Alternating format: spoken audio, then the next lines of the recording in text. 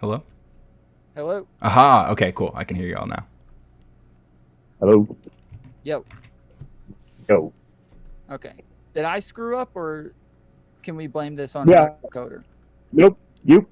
Well, I Oh. mean, he was 15 minutes late, but I've been sitting in the Discord for an hour. Yeah, I've been Yeah. streaming and waiting. I was watching you. We're actually watching you on my stream cover or like touch it. We've been kind of skipping around, but we were talking about the Thorpe drama, so we were just waiting for you to be ready for us, Tom. Okay. Cool. Okay.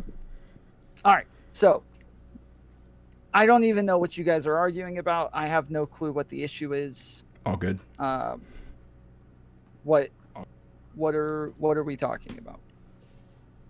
Go ahead. Radical. You start. Me? Oh well, I mean, Yeah. I guess like last night in Tom's chat, Lou and I were arguing back and forth. He was essentially, my understanding was that he's saying that people like me, quote unquote, going too far with wokeness, I guess, are kind of inadvertently putting like feeding into the hand of their like Republicans, for example, who are pushing like dangerous legislation towards the trans community and other aspects of the LGBTQ community. And I am holding the position that the Republican attack on these things was like their position on these things never changed. It was always consistently anti-LGBTQ. Even with gay marriage turning or passing, like the Republicans never became like pro-gay marriage. Their platform hasn't changed about any of these things, and I don't think that. I think we're specifically talking about like non-binary identity being included under the trans umbrella, and that showing or that like demonstrating a larger amount of quote unquote trans people kind of being misleading about or like those that would like conflate the problem of people who need healthcare who have like suffer from gender dysphoria, that like the non-binary people being included in that makes it harder for those people to get healthcare for some of the other things I touched on already. That's a little scrambled, but Lou, maybe you can clarify your position on these things. Mm-hmm. No, I mean, you were actually able to basically take my position quickly. The thing is that once all political movements and all ideologies are basically reactionary in a way, but social progress is something that's supposed to be done gradually. When For you a say long time, reactionary, do you just mean that they're like a reaction to something else? yeah, I mean, all of our experiences are reactionary. It's what we see, what we perceive, how we feel is how we react. So obviously, you can place blame on just one group. I don't do that technically because I do know how how conservatives can be. I don't think they're evil. I don't think they're assholes. I don't think they're bad people. I do think that they're necessary because they give a warning sign like, "Hey, this is the right path," and we have to calmly and surely explain like, "Hey, this is the right path for these and these reasons." The problem with wokeness and the ideology around it is that it doesn't give the nuance of explanation. We want to have things done now, and okay, they gave us a marriage, they gave us acceptance, and then Your mic they is cutting in and out pretty heavily, like it's roboting a good bit. oh sorry, I'm probably gonna take out the stream. Okay, we're good.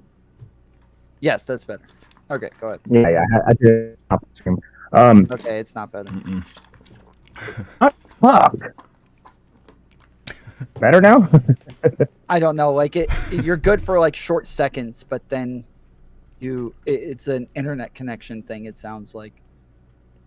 It might be. Let me put the computer on Ethernet for a second. It's woke intervention. Yeah, it's the woke. It's them intervening. Exactly. Yeah. That wasn't a sincere laugh. You're thinking it was. I'm sorry, you're still cutting in and out a good bit, so it's hard to tell what you're Yeah, saying. don't worry. I'll work on it. Wait, just a moment. Oh. Is this any better? It sounds like it so far. We'll see. Yeah, so what I was trying to say is that all ideology, all social progress needs to be gradual. It needs to be educated. Conservative people aren't evil by nature. They might not agree, but when you educate them, you tell them how things are, eventually they do kind of get in and be like, okay, I can see that. Why? Because you took the time to educate us. Anytime any kind of ideology is forced upon people, shamed into people, and not substantiated in something tangible, it's always going to create a blowback. How is this any different from the conservative religious movement from the 80s? This is going to be a little rough with the audio like this. God damn it! Sorry. Is that better? It's not. It's pretty robot-y. Yeah, it's like it's not just robot-y, it's cutting in and out. Yeah. So like we hear you, like we're missing like a good, we're missing a good chunk of words from like every sentence. We're able to like put together what you're saying, but it's very hard to listen to. Okay.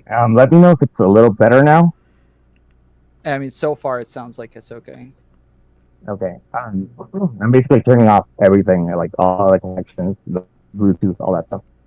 Well, I guess if I can respond to what you said so far. Yep. So I think I understand the sentiment. Like I understand. I think I agree largely with the sentiment that like social progress takes time. I don't think conservatives are evil. I think it's important to understand that they're not evil, because I think it's very easy to paint a caricature of evil conservatives who hate LGBTQ people and they want them to die and blah, blah, blah. And I think it gives a bad baseline to understand like what's actually happening, which I do agree is like it's largely reactionary in a lot of ways.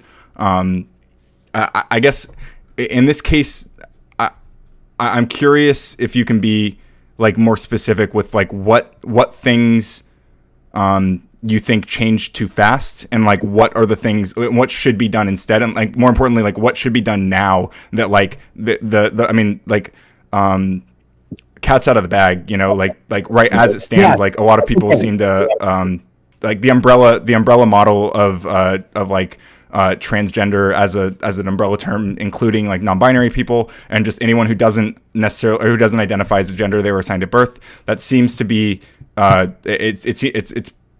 it's not standardized, especially not like legally. There's a lot of problems around this model, but I think that the problems generally come from like a more limited view of gender. Anyway, like these are like the legal problems are problems that are outside of the umbrella model here. They're like bigger problems with the legislation. So like I guess like what should we be doing now? What should we be focusing on now? Real quick, okay. They're telling me to change the region for this to help his connection. Does anybody know how to do that? Oh, well. No, my connection did get cut out like a little bit, but no clue actually.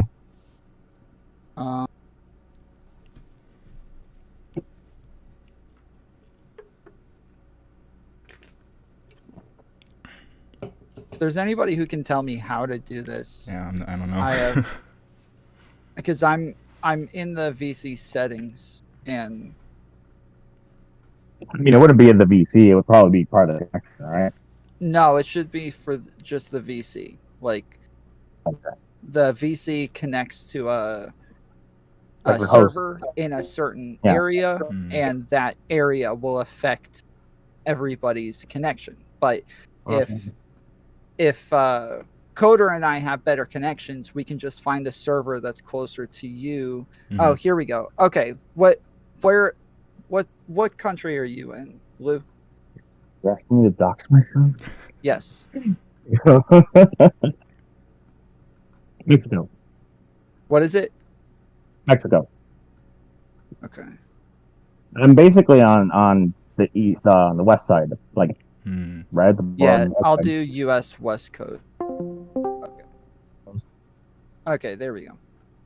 Okay, maybe it's a little better. It sounds much better. Yeah, it sounds like it might be. Yeah. Okay, continue. Okay. Basically, you set it up as the cat's already out of the bag. Yes, the cat's already out of the bag. The issues are already here. But one of our problems sometimes is that we do want to move forward and deal with the issues that came that are in front of us. But if we don't understand what came before them to actually create these issues, what we're only doing, the most one right now, if you don't notice. Hang on, the last thing you said got Huh? the last thing you said got pretty scrambled. Yeah, here we should probably both turn off our cameras because that's probably using more of his. Let me do that. Bandwidth as well.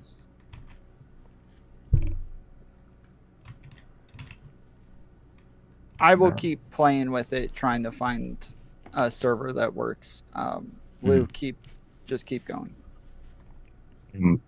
You said, what do we do moving forward in order to solve these issues? Well, the problem really is that you have to look for the past to find the solutions. Oh, god damn it, the connection. Okay. Yeah. You have to look for the past to see what things we did wrong in order to get to this point, right? So I'm basically saying we do need systemic solutions to problems that we create. Now, if you've been educating your people that racism is bad, that you shouldn't discriminate, that bullying hurts people, that you shouldn't focus on people's immutable characteristics, you actually create a society that's, empowered. Well, it's even. And when those people who are empowered, even and feel better, turn it around and just start blaming white men for everything, how is that fair if you taught us that not to judge people by the actions of like others or like from the past? Like, yeah, people already said like we're willing to give you this inch, and not only was the inch taken, you're shamed for it. Like, you're the reason for all this happening. You're the origins of all the evils in the world. It gets to the point where you're like, dude, I'm gonna be a boss here. And so, like, I remember back in a country that felt resentful for losing a war, and it started blaming a certain group of people. And those people they had money, they had influence, they had power. They must have been the ones that caused us to lose this. Because it can't be us. We can't take personal accountability or responsibility for the actions that we create or the problems we create. We have to blame others. So all the red pill movement is just a reaction to feminism going too extreme and blaming men for all the world's problems as well. Now, the reaction to that is the red pill saying like, no, all women are whores. Like, guys, you're both wrong. It's people, it's individuals. It's not team sports. And the moment you make it team sports, it's the moment where we start losing the fucking message, which is equality. Not equity of outcome, equality. Equality of opportunity doesn't mean to take away from someone else. It's to give everyone the same opportunity to actually succeed, but not focus on like, oh, let's pick one of this, one of this, one of this, one of this, and not the ones who's already had the thing, because, they already had their time. It's like, dude, that's not the solution. You only create resentment. You only create further division. And maybe someone's going to say, like, he's so out of touch. We see it happen every single time, and we don't learn our lesson. We keep blaming others for things that we could do differently. Okay. So we are moving. It seems like we're kind of moving the topic over to the racial equality one, and I guess we can try to tie it back. It's woke. But I understand it's all wokeness, but or like what the word wokeness is being used for. But I think I agree that there's this contrast between the way that like a lot of people grew up learning about racism with this liberal, that what's kind of memed on as like the liberal colorblindness approach, about basically like just like pretend race, ignore race, like race shouldn't be a thing that you consider at all. And I'm sympathetic to this. I was also raised this way.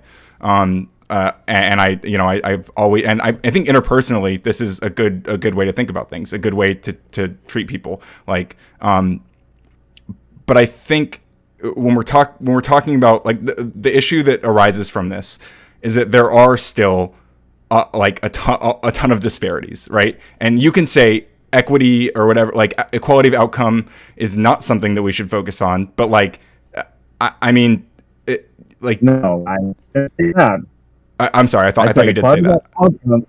Equality of outcome cannot be choosing one of each color, because it will always exclude someone. Yeah, I agree. It's not just like one of each color. Like I'm not talking about like simple like quotas and stuff. Let me fit. I think like my concern when I talk about like equity, like or equality of outcome, whatever, like the things I'm looking at are like disparate outcome, like drastically disparate outcomes in terms of education, healthcare, and like the criminal justice system. Like primarily these three, and like interplay between those things. And obviously, there's lots of economic outcomes that are related to all of these things that are also very like disparate, right? And I think the problem with that I see personally, like with the kind of liberal colorblindness approach to this, which again, interpersonally, I think is fine. But when we're looking at these things at like a national scale, when we pretend that like just equality under the law is in and of itself like a virtue or like the goal, it can serve to perpetuate all of these disparities, because like we're not actually engaging with the underlying issues, because the underlying issues were that like a lot of these disparities were produced by laws. These things were produced by institutions that were formed in a certain way, and it's not about like I agree that like it's cringe when all these people are around like, oh, all white people are bad, all men are bad, like all these things. I obviously I think all this is cringe. I do think it's not just.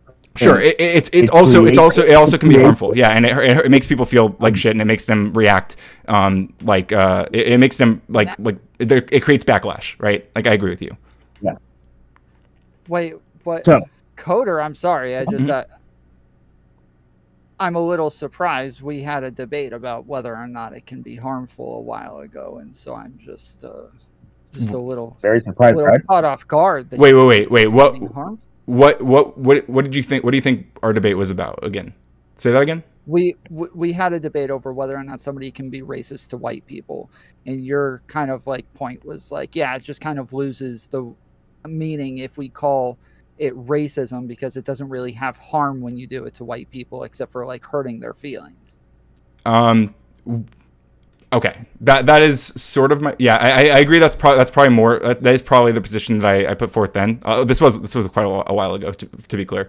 But I will say I still agree with that. That I think that I definitely agree that there's like prejudice and like of white people, or that can be like used against white people, and it is bad, not just personally, like it can also produce like worse, larger outcomes at scale. I would still argue that using the word racism for this like is wrong because of what like racism really is, which is this like specific construction of a racial hierarchy that's been upheld and maintained in a specific like it's just like racism itself. Like we even have to use like the word reverse racism a lot when we're talking about that, which is it's not reverse racism, it's just racism. Yeah, well, this is kind of the I don't know who we is. Well, yeah, well, I don't. So when I say I'm not even including me. I'm not even including me in that we. Like I think I don't like that people use the word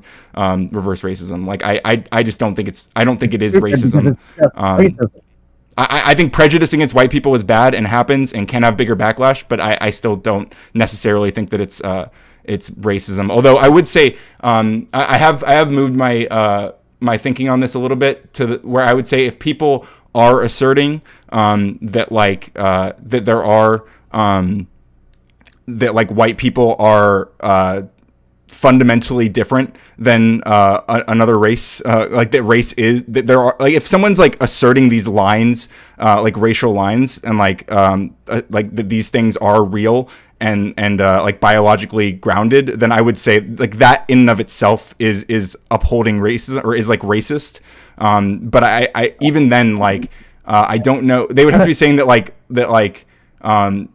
white they would have to follow that with like white people are also the worse or like worse in some way. But then if you look at a lot of outcomes in the U.S., it kind of suggests that if there is equality under the law and there are these fundamental biological differences that people like to assert, then it doesn't follow that like white people are the worst, right? It would suggest that like there's something wrong with black people is the implication. Like whether or not that's what the person's intent is when they're saying that stuff, that's what would like rationally follow, which I don't buy into all those premises. So obviously I'm not asserting that myself. I mean, the sidetrack is that much, my bad. That's okay. Okay, sorry, go back. No, I mean, the thing is that what I just heard is just a bunch of mental gymnastics to not call a spade. But I mean, he can do that. It's fine. He's a fence sitter. Well, can I add one caveat to that? Because I don't agree that it's mental gymnastics. I think that I'm talking about something very specific when I say racism. Racist. Okay. Yeah. You said it was racist, but it doesn't affect, like, you say it is racist, but I don't think if you have to caveat, you're doing mental gymnastics. No, that's not true. Like, I do believe this. Yes, it is. Okay. Yeah, this is this, but it's okay because it's done to white people. I didn't say it's okay. I didn't say it's okay. I said that it's prejudice and it's still bad. I specifically said that it's bad, and I'm not endorsing it at all. I'm not saying it's okay. So don't tell me don't like assert that I'm saying it's okay, please. Hey, it's racism then. Why? Because you literally said what? It can't be bad if it's not racism. It is racism, but you use those words. Did you not? No, I said it's bad, but it's not racism. That's what I said. No. Okay. You forgot what you heard. You will have time to review the VOD and listen to the moment where you say it is racism. But oh, okay. Wait, I know which part you're referring to. I know. Okay, go on. So, is it racism? It is what race? Be more specific. Is discrimination and prejudice against white people racism? Discrimination and prejudice against not inherently, no. Okay, so you're wrong. Okay. Well, do you think all affirmative action is racist? Like all affirmative action that supports like black people, for example, is that all racist against white people? So you want to build another straw man to attack the position? I'm just asking. I'm asking. I agree it's a straw man, but you would say no then, right? The implication of your answer is no. Why would you have to answer that question since it's so stupid, since it's not what we're talking about? Okay, but I think it follows from what you just said. That's my issue. I think equality of outcome. So if I would say, like, I don't like equality of outcome, not tokenism, am I saying that I hate affirmative action? Or am I saying, like, it's good, it's just applied maybe in a weird way? I already stated the position. You don't have to strawman, okay? Well, I think affirmative action does, in a sense, discriminate against white people. I think it's also okay to do that in that case. Right. So you want it to be systemic and in law that you can discriminate against white people. In some contexts, yeah, I guess so, yeah. Because I think that's inherently what you kind of have to do affirmative action at all. Like there's some form of like including race as a factor. You're necessarily going to have some degree. I think so. I'd have to think about it more, but I'm pretty sure that's where I land on that. You really do say that the alternative to not accepting these things is that then they're probably we would have to accept that it's inherent to the race. I don't think that it's inherent to the race at all. That wouldn't mean that black people that have those issues are because of some genetic thing or some real race realism bullshit. It is because of stuff like the economy, like the education system. You don't have to take away from someone to give to the other person to make it equal. You have to provide for the other person to make it as equal as possible, but you not take away. That's the difference. So, in a way, you always expose that whole racist side, because it is very racist, to be like, poor little people, they need the help. So let me take my food out of my mouth to give to you. Like, hey, that's not the point. It's not about replacing for others. You guys have the opportunities. I don't understand how anyone in the U.S. who has, the best opportunities, they have your best iPhones, your best connection, your best this, your best that. How can they not find their own path to actually succeed? Well, you don't have excuses anymore. Well, you can call it. This is my problem. You can call it excuses all you want, but like it does seem that along racial lines we still have all these disparities. So we can talk about like personal choice or whatever, but that doesn't give us any solutions. Cultural then. Is it cultural then? In part, sure. So how is it cultural? Why would it be cultural? Why would it be cultural? Inherent to the culture of the race? Wait, sorry, say that again.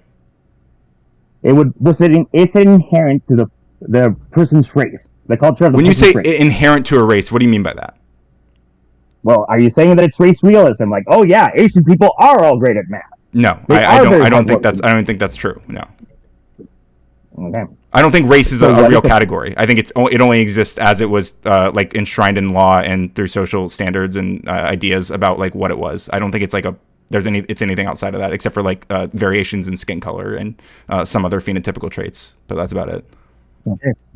So if you think that everyone is equal and they should have the same opportunities, you don't have to put others down to lift others up.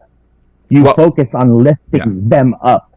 So I agree. What I'm saying is that I think to do things like affirmative action, which it sounds like you're not against, there's going to be some, like if there are slots whether it's in a college or in a business or whatever, like to do affirmative action, it seems like there might be, or there's likely to be rather, some slots that would have been filled by a white person without those programs that might then be filled by a person of color. Do you agree with that? Yeah.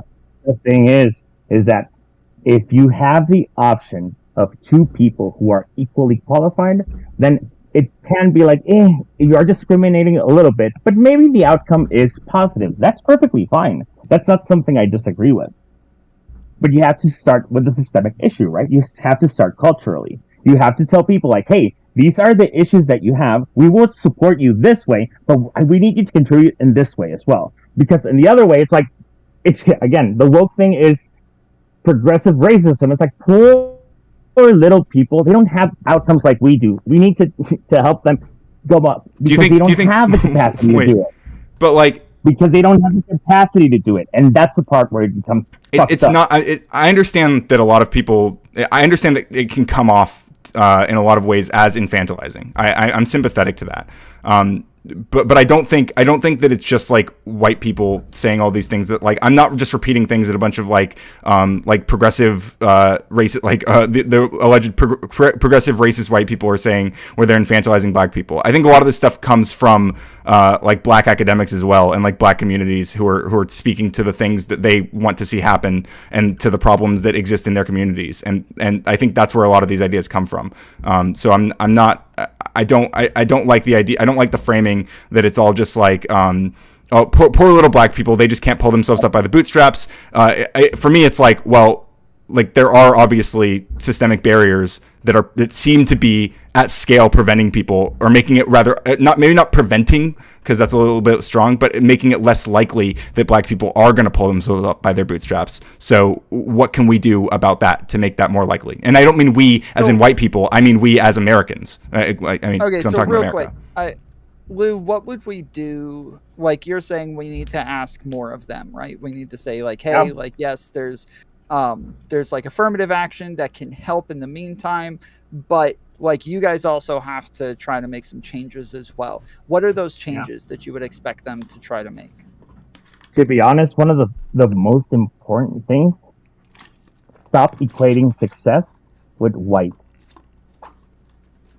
Stop pretending that putting effort into becoming a better person is equal to you being white. Why are you trying to be white? Why are you talking like that? Why are you trying to educate yourself? Like, dude, like that is part of the issues that keeps the community dragged down. I would actually expect people to be like, hey, let's collectively try and do better, instead of pulling down the person who's actually trying to make it happen. But just saying, instead of shaming the person that makes it happen. Yeah. No, I'm saying specifically stop shaming people. Okay, so you're saying like somebody does well in school and they get bullied for being like a nerd now and being like a pygmy or something like that. Yeah. You're saying like that, something like that being pervasive within the culture is something that they should look at and try to change. Yeah, it should be something. And I understand that a lot of people are like, oh, the reason why we're here is because we stopped focusing on religion. Religion kept us in check. Religion gave us it gave us a moral compass to follow. It technically did. It did. But you can't be dogmatic about it either. It has to be, as a community, we will succeed. Instead of, as a community, every time that we try and succeed, we get messed up. And I know for a fact that they have been messed up. They have. I do know that. I'm not saying systemic issues or historic oppression does not exist. But can you continue to say that now, that when we're trying to create those equality of outcome issues, that it's not happening? Like, they keep blaming each other. Like, black women will blame black men with black women, and it's like, guys, instead of blaming each other, work as a team. Okay, real quick, I want to know, Coda, do you agree with like the fact that the black community needs to try to make those changes as well, and that they need to stigmatize these sorts of things in order for like education to become something that they actually value? Sure. Yeah, I think it'd be better if the I don't think people should be shamed. Like, if they're like, I don't think it's good that if someone's like doing well in school, that I think this is a real problem where people are like, oh, you're acting white, if you're like I think that's bad. Yeah, sure. Stuff like that is not good. And like especially like all the war of like black women against black men and vice versa. Like, I think these are all like bad things, but I don't know like from that, what is the solution besides just like scolding people? Well, it sounds like, he's saying that woke people won't even acknowledge that as a problem or address it or engage with it in any way. And so I guess like you would then say that, yeah, that's kind of a problem if you don't even acknowledge these sorts of things. Yeah, if you didn't acknowledge that any of those things are like even happened, then I think you're an idiot. Like those are like, if you just listen to black people talk about their experiences, you're going to hear those things come up. So I think it would be silly to pretend that those don't exist. Yeah, but it's silly to pretend they don't exist. I'm going to ask you the question. Black trans women of color are disproportionately hurt in the United States, and so the patriarchy is to blame. I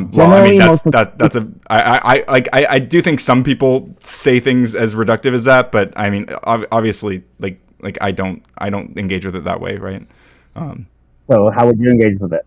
I think that like transphobia and also misogyny and what's the word? I think misogynoir. Like, all these things have a lot of intersections that are really that obviously produce like really bad results and put black trans women particularly at risk. Like, there are a lot of problems. Yeah. Is that just old school misogyny? No, it's no, it's specifically misogyny against black women. It's like racist misogyny. Until Soul Bunny's video. But, so it's another way to otherize yourself. It really is. It's like, it's the oppression that I receive. That's the part I don't like, misogynoir, because it's very specific to the type of issues that we have. Bitch, we all have problems. Yeah, but we have all these people. Hang on. They're all unique. And all our struggles are unique. Can you grade them? Probably. But is it really important to find what grade it is? Is it really important to oh my God, is it the 10%? We're not talking about doing oppression Olympics. That's they're the problem, saying right? that they're not. Nobody's saying that they're like grading it, that like this is worse than that, but they're saying that like the way that you would solve this is going to be different because it's a different type of exclusion. And so like the way that people, yes, because all exclusion is going to be based on a group. So obviously you're right, like everybody has their own types of discrimination, but discrimination is going to be based on a group in the first place. Mm-hmm. And so you can focus on some type of group when you're looking at some type of discrimination, right? Mm-hmm. Look, there was something about, and I hate looking back in a nostalgic way, because problems have always been prevalent in every time, like in every decade, and every time you look back, you're like, oh my God, that was so better. But technically, when you were there, it's like, oh my God, before it was so better, because we don't tend to look forward and we tend to look back. It has to be a middle ground. I remember that there was pride behind it. There was literal pride behind, like, hey, I will pull myself together and I will succeed no matter what. But you have to work hard for it. And it sucks when you have to work hard for it and you see that other people kind of like fell into it. So, and that's not specific to black people. I'm trying to say, this is why, like, oh my God, well, they died. They were billionaires. Who cares? It's like, dude. I honestly said, thank God the sub imploded, because the idea of being in the bottom of the ocean, waiting to die, to starve, and to see the people around you, that's such a fucked up way to die. Yeah, I agree. Can we find humor in the situation to kind of like not think about how fucked up it is? I think so. I think that part's acceptable. Let's not fear death in that way. Let's be like, well, it is kind of ironic, right? Because we don't learn from our arrogance. We only look to like, hey, that could have been prevented. Yeah, that could have been prevented if we don't forget that we've already made these mistakes before. How much does Biden get shit for the criminal reform of the 90s? He gets a ton of shit, but wasn't it requested specifically by the black community because we need help? And it ended up becoming a worse problem because it was over-policing that created the next systemic issue, because we don't see like, hey, it's not about you guys have to help yourself. Like, yeah, we'll help you, but we'll help each other. We'll grow together. And it's, again, we're focusing on black people because it's the woke thing, but I think that all people have to put in the effort and have to contribute. And you're going to say like, hey, you're making the communist argument. Well, I mean, we're a society. Stop saying the patriarchy did this. We built the society, men and women. How can you say it's the patriarchy if women were the ones in the house taking care of the kids? It's white supremacy. You can't say white supremacy if people are there to like pull themselves together. We've already educated ourselves to not focus so much on characteristics that they can't actually change. We know it already. We got it. Don't do it to other people just because they were in the top group for a while. It only creates resentment because, like, hey, we gave them an inch and they took a fucking mile, and they're saying like, but we don't care about your issues because our issues are more important. Hey, but we can't even get close to women without feeling like that we're gonna get blamed for sexual assault and shit. Sorry.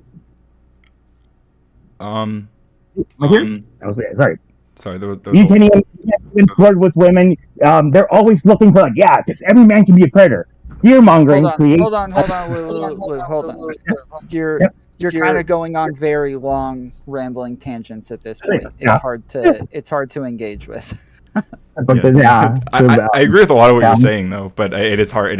There's a lot in it that I agree that it's like when people are just saying like, oh, like when people just say the sentence like, oh, this is all patriarchy, this is all white supremacy, even if I agree with like the sentiment they're getting at, I would also agree that like just saying that, especially when you're saying that to an audience of people who doesn't really understand like how all those things work at a systemic level, like people are just they're gonna be like, people hear white supremacy and they imagine KKK hoods, but I mean, frankly, I think that's kind of like part of the problem, because it's much more I mean, frankly, much more nefarious and systemic than that.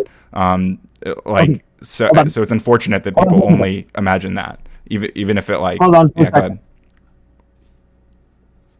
Okay, so you realize that it is a problem because people create this boogeyman. Like, people think about the KKK and they have hoods and stuff, and let's not. Well, no. Right? To be clear, my problem is that when people only imagine that these things can manifest in those like explicit hate-filled ways, people only think that like misogyny or sexism, that all these things only emerge when you're like actually like beating the shit out of a woman or something, like or like when you actually like explicitly say, I hate women, like, but I think these things are. I have a question. Go ahead. Is it correct to call it a genocide then? Well, I've always been a little on the fence about. I've leaned in the last conversation we had about this. Like when I was talking to my chat, I was leaning towards not using the phrase like. Are you talking about transgenocide now, or are we moving to that? Yes. Yeah, I think I've leaned towards not like against the people who are calling it that, but I'm willing to like be sympathetic to why they come to that conclusion. That's what I think you were frustrated with when we were talking about this previously. Because it takes away from the problem, as you just said, that's a little more insidious, a little more fucked up, because it's greater than a genocide in a way. Because it's not about it's about not allowing people to have freedom in who they are. Trans people aren't going to disappear. The dysphoria is going to be there. The need to express your gender is going to be there. It's going to be limiting. It's going to be you're confining people to an eternity of suffering, which sounds worse because it is. But when you say genocide, you're like, nah, we ain't killing them. So why would we take you seriously? Yeah, I agree. Okay, so here's the deal.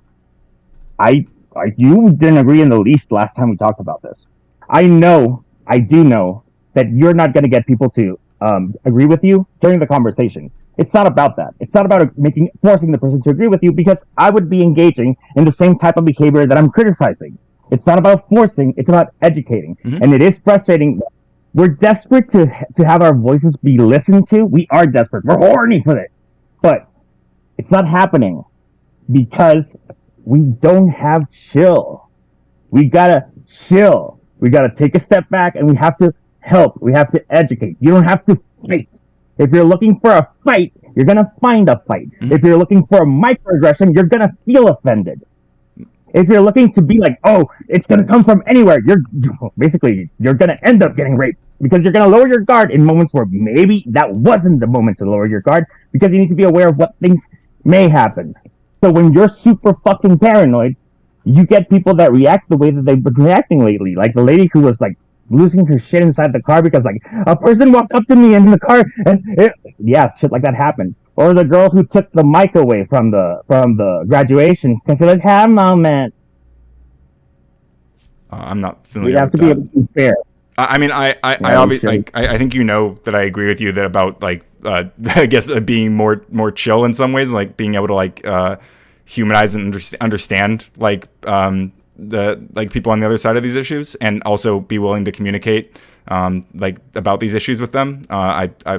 I've been, that's kind of been my thing for a long time. That's probably why most of the people who are like, not, I don't know about if it's still most, but a lot of the people who watch me are fairly like pretty far to my right. So like I'm about being sympathetic and understanding those sides of things as well. So I don't know. Like what is your? Here's the deal. Yeah. Okay. Yep. Go ahead. Just one last thing. Cancel culture doesn't work for two reasons. Very important reasons. It doesn't allow people to actually engage with things that make them feel uncomfortable. Right? Cancel culture doesn't allow people to engage with things that make them uncomfortable. So that thing, hold on, that thing lulls you into a false sense of security. It does. Believe me, I didn't see any problem with people. There was no homophobia, no transphobia, no nothing. But as soon as that evil Elon Musk allowed all those people to come back, all the homophobia started. Dude, it never went away. But we love obviously, I agree. I understand what you're saying. So that like when you hide all this stuff from, like you ban all those people who are saying all those horrible things, you don't allow it on social media, that a lot of those people still believe a lot of those things, and they might still be they might still be engaging with those things in other contexts. A lot of them likely were, but also like when you do let that be prevalent on the platform and you don't do anything to shut it down at all, then you make that platform you make that platform pretty strongly alienating to people who are going to be targeted by that stuff, right? Like, yeah, hold on. Yes, but I don't think you engaged with what I said. Okay. You kind of touched on it, but you didn't actually engage with what I said. Okay. It lulls you into a false sense of security. So you're saying like it convinces, it might make people feel as if those things aren't a problem, even though they are? Like it gives them the false impression that these things are solved? In a way. So when all the floodgates come back in, you're like, how the hell did we reach this point? Like, what did we do? Well, maybe you took people's voices away instead of educating them, and instead of you knowing that this is the reality of what happens. You can't shield people from the horrors of the world. You can't be like, oh my God, you can't look at that. Well, people need to be aware that fucked up shit happens, but you can do better, and you can decide what happens to you by your actions. But you can't be like, la la la la la la, nothing's happening, because that creates this kind of backlash where now our rights are kind of being taken away because they were always so evil, but we kind of didn't notice because we were chill, we were good.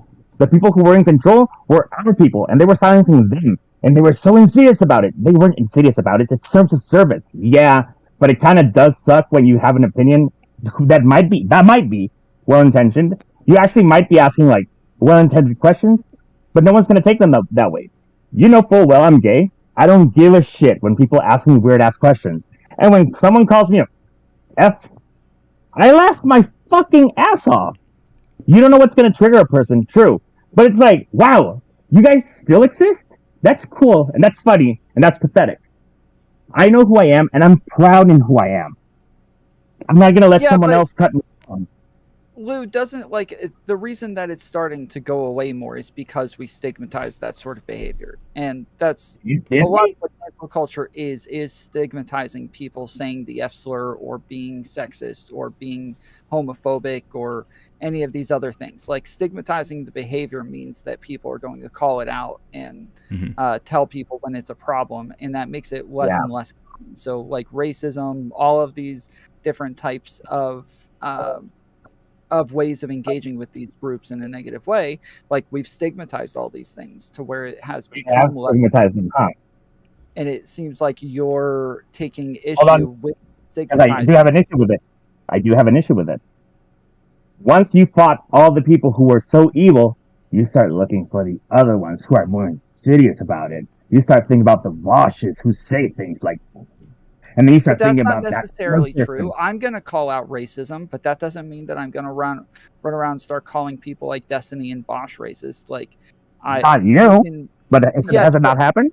Yeah, no, but that's the thing, is like, you're making a slippery slope argument as though that's the obvious conclusion, where I generally argue against just like the parts that are going too far, but everything else isn't like that. It seems like you're mentioning a lot of things that aren't really going too far, like banning a bunch of like groypers off of Twitter. That's not going too far, but but then like banning somebody for saying for like putting up a meme that's a little edgy, like, yeah, maybe that's going a little too far. Or and maybe sometimes it's well intentioned, or maybe sometimes they are being an asshole. But you need to be able to say, like, that's not going to hurt me because I know my worth. It does suck to be constantly reminded that you're worthless. It sucks. It breaks you. It creates this super fucking horrible existential dread where you're like, I don't feel worthless. Why do people continuously say that I'm worthless? That does suck, doesn't it? Well, that's not the case for everybody. Like, everybody can't just like do that. Yeah, not only that, but like the fact that a lot of people can't just do that, or aren't going to do that, like just to use Twitter. Like this kind of makes it like a market issue, right? Like you're gonna, like, if you want to foster Twitter to be a place where a lot of people want to come in and be on Twitter, and there's a lot of gay people, and a lot of those gay people are not going to come to Twitter because they're being called the F slur, or a lot of black people aren't going to want to be on Twitter because they're being called the N-word all the time. Then you start to limit, like you're limiting your audience by not taking action against this kind of stuff. Yeah. I completely agree. So why do we allow Cracker? Why do we allow Cracker? It doesn't seem to stop white people from engaging on the platform. Yeah, exactly. Yeah, it doesn't seem like that. But it is affecting people that maybe do feel a little bit hurt. Like, we're not part, like, we have good intentions. What about Mayo Monkey? What about this? What about that? What about blaming them? It's their fault. It eventually breaks you, because when you get blamed over and over and over and shamed over and over and over, it breaks you. And it applies to every single type of human. You can't be saying, Like, the systems are set up this way, so it doesn't matter because there's not going to be an eventual harm down the road, or if there is going to be, I don't give a shit because I'm going to be dead by then. Well, to be clear, you're. I mean, if you're talking like you're talking to me right now, I'm not saying that there's no. What?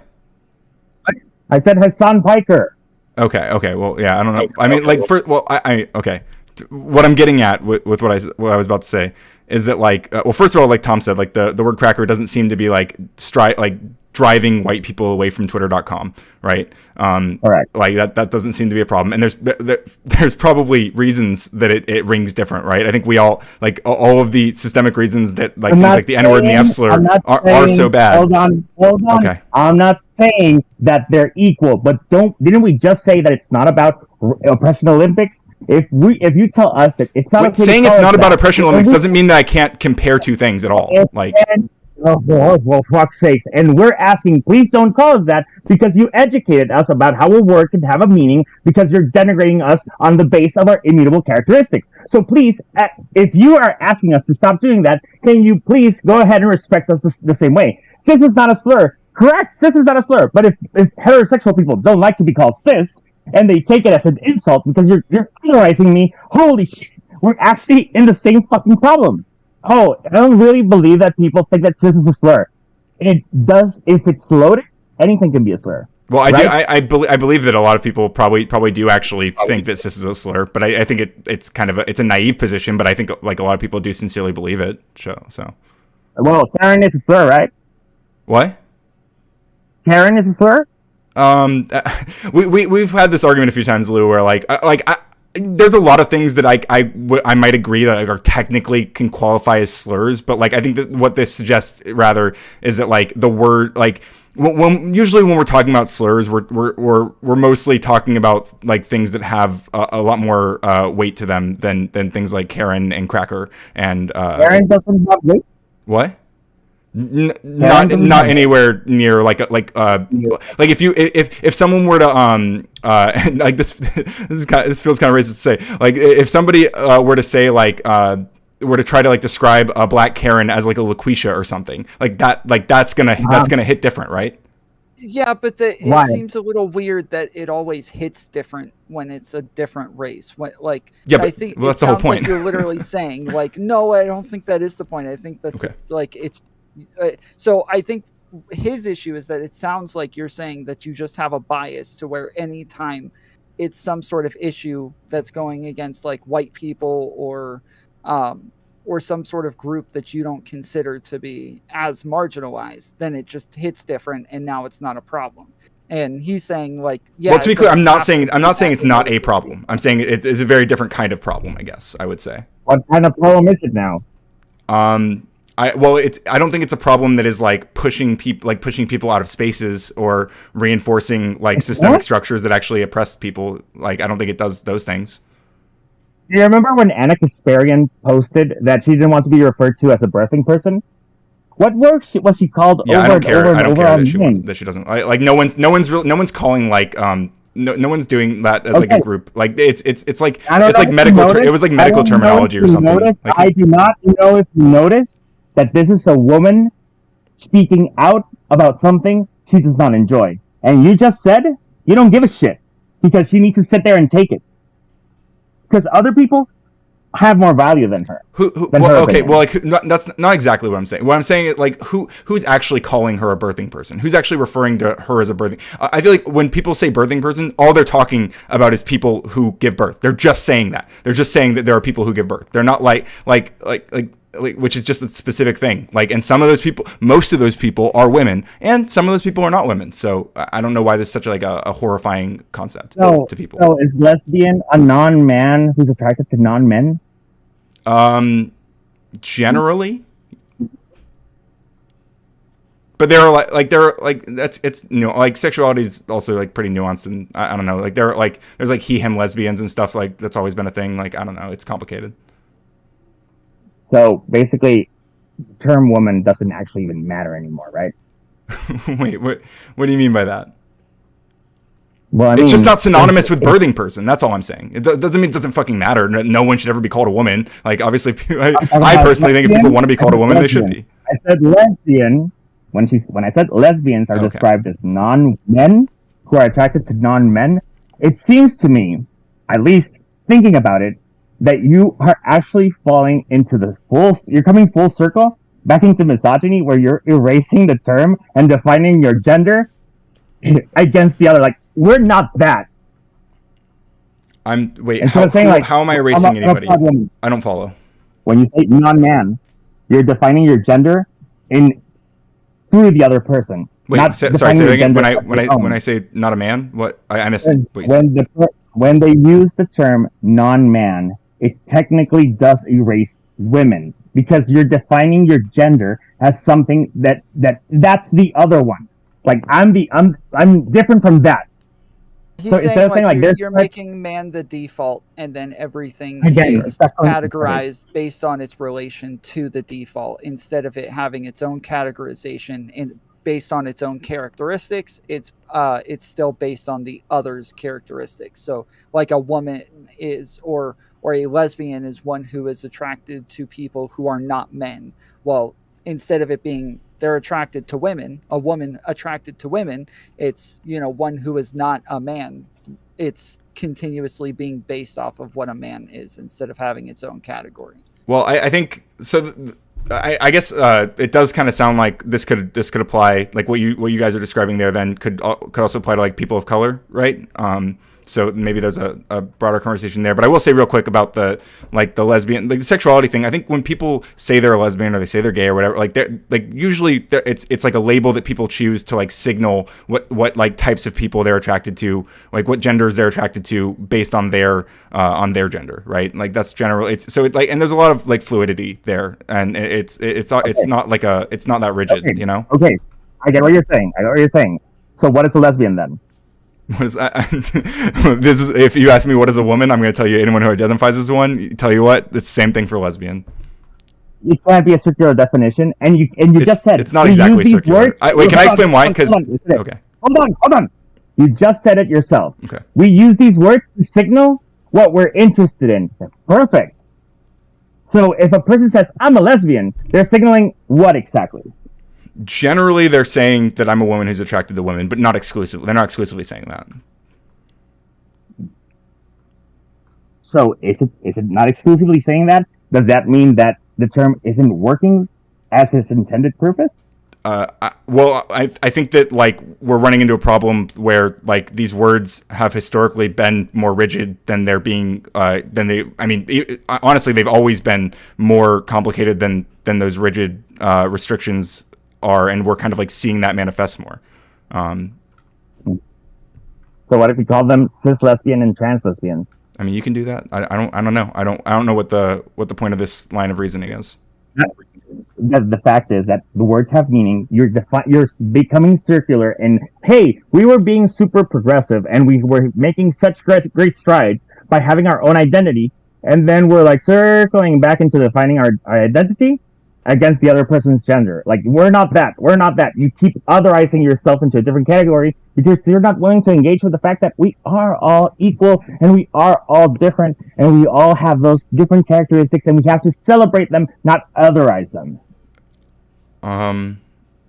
It's great to be a man. It's cool to be a man. It's okay to be white. But if I say that, holy shit, I am now dog whistling. Well, okay. Dude, let's okay. Well, if we're gonna hang on. Okay. Hold on. I know that people have historically used it that way. I know, and they usually use it in the context of diminishing another person's movement. Yeah, I get that. No.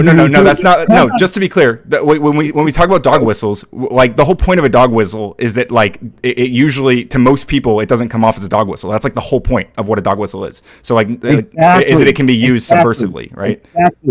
Exactly. Right. Perfect. That's a good explanation. Perfect. Yeah. If you're looking for a microaggression, you're gonna find it anywhere. Well, I don't think. I think when people talk about like when we talk about microaggressions, like people are generally talking about like just little things that people say that like assert or that like or that like come off as biased against the person who they're interacting with. And the reason these things are a problem is because it's like they happen over like they build up over time. Like there are things that happen a lot, and so we kind of like start to people start to recognize them, and they start to be like, oh, well, it's interesting that whenever I'm in this scenario, people interact with me like this, or they say these kinds of things to me, and like it's so common that like I think this is a like signaling a deeper problem, and that's generally like the underlying thing behind microaggression. So I don't think it's just like if you're looking for them, you're going to find them. Like I think it's like people become aware of them because they happen to them. Have you ever considered that you just might be a bitch? Well, I mean, you can say that, but like that's just a cope. Like you're not saying anything. Like who cares if you think that those people are bitches? Like I don't. No. I'm saying that if you're finding microaggressions, like they're always slighting me, it must be due to my race. No, maybe you're just a bitch. Well, and I'm saying for everyone. Hold on, but does that mean that microaggressions don't exist at all then? Because I thought we covered this earlier to say that they do exist. Microaggressions can be everywhere if you're looking for them. If you have self-confidence, you won't cut you down. That's not what Tom's asking. Are you saying that they just... Because the question is, do they exist and are they actually an issue? You just saying that you're going to find them is a meaningless statement. Do they exist and are they a problem? Do they exist? Of course. Are they a problem? Only if you let them be. If it's really not like constant to the point where it's affecting you mentally and emotionally and this and that, well, maybe it's not a microaggression, it's an actual aggression. Yeah, but I think that Coder's issue is that he's talking about the fact that like when this sort of language becomes pervasive and people are using microaggressions consistently, that it starts to attribute to systemic issues instead. And now it's actually making a society look at a group of people differently based on the sorts of rhetoric we use to address them. Exactly, perfect. So when Anna Kasparian said, I don't want to be referred to as a birthing person, everyone online started calling her Karen this, Karen that, Karen this. And she didn't like it. She was like, I'm not being a Karen. I'm not being one of those people. I'm one of the good ones. Sure. So she makes a segment where the person from Apple, I think it was, were like, hey, guys, probably don't use Karen in the workplace because it's starting to affect us. How dare you minimize the struggle of other people by bringing up Karen as a slur? It's like, dude, do you realize how fucked up it is? So if you're looking for a microaggression, maybe there's microaggression. Micro. Karen is not a microaggression. It could be. Right? A micro? I mean, I guess not. I guess it's more I don't know. I can imagine like somebody who might use the word Karen to refer to like a specific type of person in certain social situations, they might find themselves like feeling uncomfortable when they hear it, they hear it used in a lot of contexts that might like I don't know. I can see it like starting to take a different kind of framing depending on who's using it and what situations they're describing, and like lumping in certain people. So you're saying that intent matters? Not exact. No, that's actually not what I was saying there. I'm talking about the way, like when I say the way people use it, I don't mean the way they're thinking about using it. I mean the way they're using it, like in like how other people are hearing it. So it's the opposite of their intent, right? That didn't make sense. What you just said. Well, I'm saying like the way people might hear it, the way people might interpret it, rather than the way people are intending it, is what I'm talking about. Okay. So intent doesn't matter. No, I didn't say that though. I'm saying what I was talking about in that moment was not about intent, but intent still does matter. It's not how people would take it. Okay, so if people are saying I don't like this slur because it's basically lumping all, buzz cut, pixie cut, white women who are entitled and shit, and it makes us feel bad because we don't think we're being entitled. We don't care because you are being entitled. So, does intent matter or it doesn't? How are the people who are receiving the slur taking it? Anna Kasparian does not like that word anymore, apparently, after people started calling her that. Sure. Why do you think? Because people aren't aware of what they're doing until it happens to them. And wokeism is so focused on looking outward that you look at on other people's actions, that you're judging everyone without looking at your own actions and how you contribute to them. I understand what you're saying, how like the Karen thing, or I think I understand what you're saying about the Karen, like the word Karen being applied to I'm sorry, I'm blanking on her name. You just said it, but I'm Anna Kasparian. Yeah, Anna Kasparian, and how she like. So you're saying that like she was one of the people who probably would use a lot of woke language, but then like when she sees it targeted at her, Karen, this Karen, that Karen, this white Karen, she used it a ton of times, and she actually, I will give her credit, she did recognize it doesn't feel that good. I think it's becoming a problem now. It's becoming a problem now when it was directed at you. Nice one. You couldn't have enough empathy to recognize that you were creating a system where it was acceptable to do that.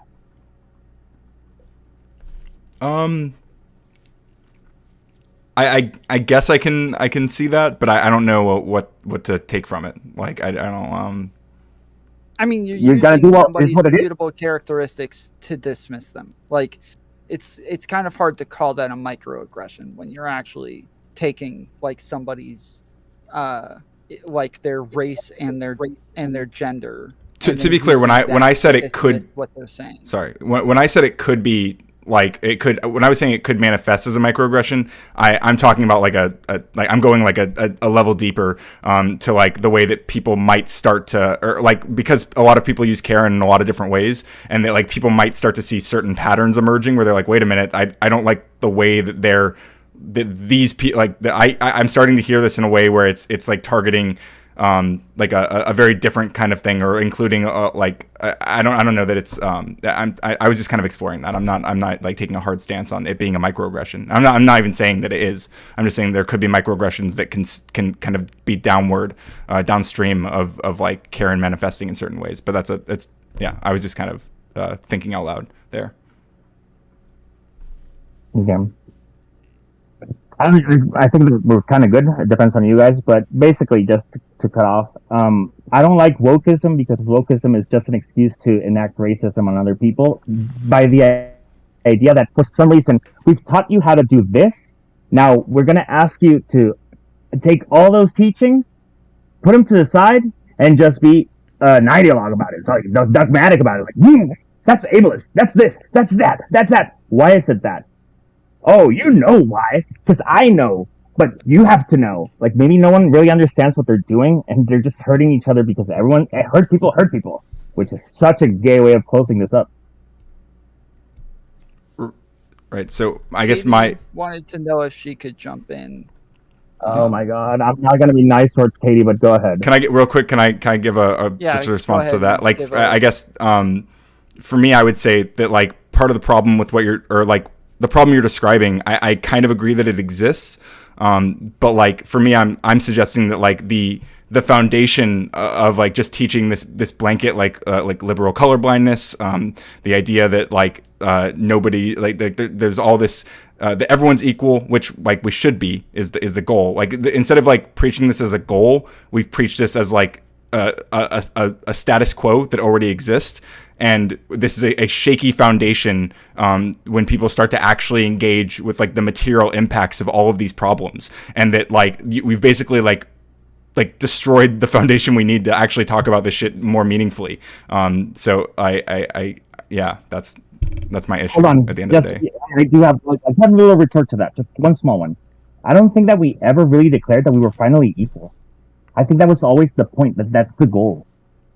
I don't like the colorblindness was the goal, but it wasn't achieved. It was like, let's get there. When people started using it negatively, of course they're using it in a ironic way, or in like, you can't judge me. I don't see color. So intent does matter, because I've never used like I don't see color as I don't care about your struggles. I'm saying like, hey, if I overstep my boundaries, or if I like took it too far, maybe I don't know your history, but I don't know your history. And that's the moment where you're like, hey, I can educate you about it instead of taking it aggressively. I can be like, hey, it's because we're tired. We're all tired, man. But we can't stop putting effort in. We can't force anyone to do something that they don't want. Anyway. Okay. What's up, Katie? You can be not nice to me. It's okay. Hurt people, right?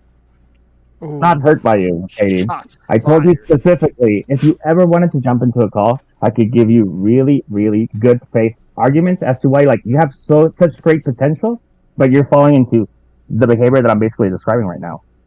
Yeah, you ramble a lot about things that you're upset about without any coherent thread. I missed the beginning. Do you know what wokeism is? Because you seem to be upset about it. Here to question me? Do you have any idea? Did you not hear the whole thing? You just said you didn't.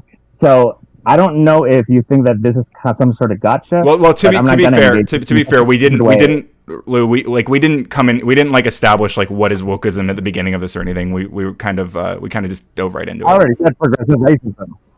What? I already said progressive racism. Okay. That's all of wokeism is progressive racism. The intention is progressive no. racism.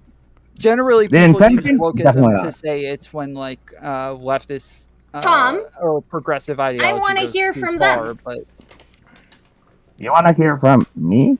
What do you want to hear, Katie?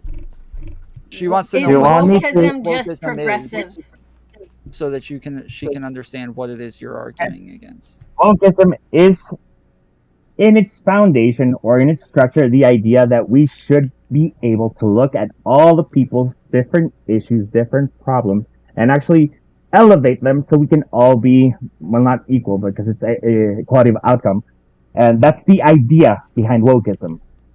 The result that we're doing, because people don't really understand it profoundly, is that we're taking people that are up and pushing them down in order to prop other people back up. And that's the part where it's messed up. You don't need to put anyone down in order to lift other people up. So I have a question. I think I know what you'll say, but I need to know your position on it so I can move on. So like, I felt like a lot of the ideas that progressives people talk about and why it seems like we're trying to tear people down and stuff like that is because we are working off the foundation that those people are more up than the people who are down because they exploit, or because they had advantages given to them, even if they're not like evil. And by equalizing it, it means that, like, you know, the meme of like, for the privileged, like equality feels like oppression. Let me interrupt you for a second. In what way did they take? How did they take that stuff? How did they steal from to get up there? How did they do it? Well, we're talking historically, right? We're not. Oh, so we have to judge everything from the back, and we have to tear people down from something that they could not control in the least, because they're evil. They stole it, so we have to take it back. Okay, are you sure? Are you sure you can make good faith arguments and engaging with what I'm saying, or are you just going to strawman everything that I'm saying? I'm not strawmanning anything, because you literally just said historic. I literally just said they don't have to be evil. I will finish my point. Oh, okay. They don't have to be evil. Already said. They don't have to be evil. You're focusing on things that they didn't do. So there's something that it's perceived, something that they can't control. You're judging them based on that. Well, part of what she said, she also mentioned... I'm not judging them. I'm saying that people have privilege and things that were bestowed upon them from historical advantages, stuff that were taken away from other people and then given, and it historically transferred. And there are still outcomes to that. And so, you do it? What? Did they do it? Were they the people that did it? I'm so confused. What does that have to do with my point? So you have to look at the history. How far back in history do we have to go to actually understand, like, who are the people that took the stuff and actually are the haves and the have-nots? Not very far back. Oh. Well, what if you go farther back? Because, for example, I think I'm the product of a genocide. Like, I'm the product of a genocide. If a genocide hadn't happened here, I wouldn't be here. Sucks. And, trying to make the world a better place should be something that I strive to. But if I tell you, hey, what you're doing right there, that's basically, in a way, making fun of us because you don't understand our culture. And you say, like, the people of Latin America aren't even the true Spanish speakers because that was a language imposed by the conquistadors. Okay, can I just try to build some bridges, hopefully? Okay.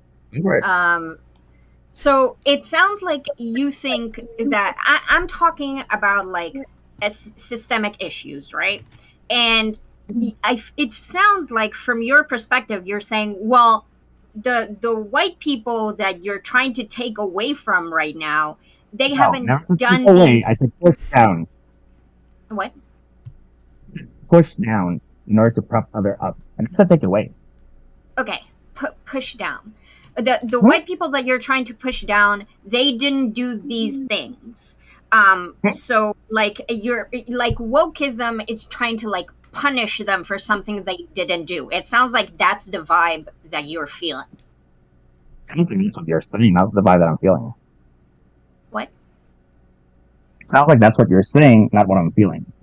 I don't know. I'm asking. Yeah, I think she's trying to understand your position.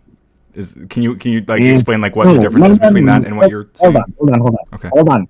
Yes. You specifically said we're taking away from the people who took it from them. Actually, that was where we are. We're basically they stole it from other people. Did they steal it from other people? Well, if you analyze historically, so you're taking away instead of propping people up, like the people that were less fortunate, we're gonna prop them up. You're taking away from the other people because of a perceived something that their ancestors did. Okay, let's try something concrete because this isn't working. So, for example, if we're talking about affirmative action, there is a historical context in which white people generally are doing better economically because of historical exploitation of black people, partially. And that means they get better education over generations and generations, which means they'll have easier time to get into university and get the best spots. So affirmative action is there to make sure that other types of marginalized groups can, for example, still enjoy the benefits, even though there's a historical advantage for white people, right? Do we agree on that? If you had been here for the beginning of the conversation, you would have heard that yes. Okay, good. So do you feel like affirmative action is pushing people down? Did I just say that? No. And I just say that we talked about it. It's not about that. It's not about taking away from other people. It's about propping up other people up. And you might say like, but affirmative action actually, takes away the position from the person that's already there. So why don't you make a bigger fucking classroom? And I'm not saying fill it with the other people. No, make groups that are combined. That's perfect. Why are there limited slots instead of adding more slots? I would like to know. So you feel like it's a punishment for the white people who were meant to go in, right? Just make a bigger classroom instead of use affirmative action to make sure that in every classroom you also get representation of marginalized people. Wouldn't that be lifting the other people up without taking away from the other people? What is so wrong from taking away from the other people? What is so right about taking away from other people? Well, Lou, I think the problem is that like when it comes to things like affirmative action, the whole point is to give more opportunities to people who have less opportunities already. So like that, ideally, and this obviously isn't always going to be the case, but in most of the time we would, or it's statistically more likely that white person who might not get into a position, whether it's a school or job or whatever, because of an affirmative action program, that person is still likely to have way more other opportunities. Okay. Do you think that the person who got to that position feels great about, because I did, because I was able to? No, it feels bad. It feels bad to not get into a school. It feels bad to not get a job. All these things feel bad, of course. No. I'm saying like when they actually get in, and they're like, oh, that's just a diversity hire. Oh, that's just a diversity quota. Yeah, like people who say that also make people feel bad. I agree. Yeah. Okay, so it would also suck to not get in because of systemic racism, right? Oh, really? Oh, I didn't know that. Okay, good. I'm glad to tell you. Now what? No, you don't have to tell me. Because, little girl, you don't understand these issues deeply. You really don't. And how condescending you are. Can you engage with my points now? What you're saying. And you're not triggering me because you're acting like a valley girl. you're really annoying because you don't understand the points that you're making. You're trying to see the small picture without looking at the big picture. You're not looking forward, you're looking backwards. So you're trying to let's take look from the at people, the you're big trying to take picture. from the people that didn't have You to give sound to the pretty people that triggered, didn't have. though. You I'm sound not. pretty I'm not triggered. interrupting you because you're stupid as fuck. But anyway, you're trying Okay, to look let's look to at the big back picture. instead of Let's look at the looking big forward. picture. Okay, let's look at the big picture. Yeah. Okay, great. Let's do that together, shall we? And you'll explain to me all the things I don't understand. Cool. I hope so. So, Mhm. yes. So, we're talking about affirmative action, and you Yes. want to We're going elevate to go back people to up. the same thing. Yes. Yes. Elevate people. Elevate. That's it. Elevate people. Create more Sometimes opportunities. Create more opportunities. that because of Is privileges there that a exist limited for white number of people opportunities for white are people? always Let her, being hold on, taken by hold white on, people. wait. This is- Lou, let her finish her question. Okay. Let her finish what she's saying. Go ahead, Katie. So, creating more opportunities is awesome and great. The point of like what happens with advantages and privileges and systemic racism is that usually if you'll just make a bigger classroom, there'll be more white people added to that classroom. It's the same with women quotas as well. That's the fucking problem of what I'm saying. If there's already a set number of people that go in the classroom, you expand it and obviously fill them with the other people, but not otherize them, because you made the pool bigger. But if you're using the same amount of people, and there's the same amount of people that we admit into the university, then you're taking away. You're not lifting. You're taking away. You're pulling away. So if there's a class and it's meant to have 30 students in it, and now we say this class will have 40 students in it, and you realize that all the people in line for that class were meant to be white, but now we put all black people in that class instead, that's still taking away? But are you expanding classrooms, or are you just limiting the number of people that get in because you have to fill a quota? I'm asking. Do you know? What do you mean? Sorry, I didn't hear you. Okay. Are they actually making the classrooms bigger? Are they creating more opportunities? Or are they keeping the same amount of people but limiting who gets in? What are they doing, Katie? I don't know. You tell me. Can I maybe it feels like the problem with the just make the classrooms bigger, just make more slots. Like this isn't really practical. You can't just and I think what Katie was suggesting is, and which I agree with, I think, is that if you just add a few more slots and there's still all these disparities, those slots are still going to be more likely to be filled by white people, and so it doesn't really address the problem. We can't just infinitely expand. God damn it! It's like you make the announcement. We are expanding the fucking classroom. Until we get a black person. Hold the fuck down. Okay. We're adding 10% more people. Like the capacity. Okay, yes. These are going to be for people who have been in marginalized communities, because you're not reducing the amount of white people that can get into it, because you're keeping the same number. To be honest and to be fair, white people are in a declining kind of trend of majority. They are. Why? Because there's more people in the world, and that's cool. It's not cool if you take everything away to the point where they're gonna feel like, hey, this is the most lib shit ever. This is you are the most stupid person. What did you think happened in Nazi Germany? Oh my god, you realize? Oh my god, I can't even. You're right. I'm short circuiting. You realize, if you don't know history, even though you're Jewish, apparently, they were blamed for all the problems that the country was having. They were blamed for the economic downturn. Oh, no, they were blamed because why? Because that's they had. The point is that. Okay, so are you going to engage with what I said? Are you going to engage with what I said? Were they not blamed for all the problems in the country? What? How does this have to do with affirmative action? The problems in the country. You're right. We're in danger of a white genocide, Lou. I can't believe I've perpetuated this for so long. What you don't realize is that you are putting the pieces in place for people to do that. I'm not saying it's going to happen. I'm saying you're creating the resentment or the conditions for it to become that. Okay, yeah. So you're more worried about white people building resentments towards programs that are meant to elevate marginalized people than like you're trying to create options that are going to elevate marginalized people without angering the whiteys. That's the whole thing. Fragility is a big problem, isn't it? Yeah, white fragility is a big problem. So you might as well not poke the bear and make sure that they're pretty comfortable as you start popping up the rest, because as soon as they feel like they don't have control, they do tend to get a little violent, don't they? They do, yes. Okay, so why are you saying since I'm Jewish, right? And since I know about World War II, and since I know about Germany, that's okay that you doubt it. I don't give a fuck what you think. Maybe you're being an idiot if you don't realize maybe you will know that the Jewish people didn't fucking poke the bear. The bear came fucking anyway without the Jewish people poking any fucking bear. Right, that's correct, right? They were blamed for everything, weren't they?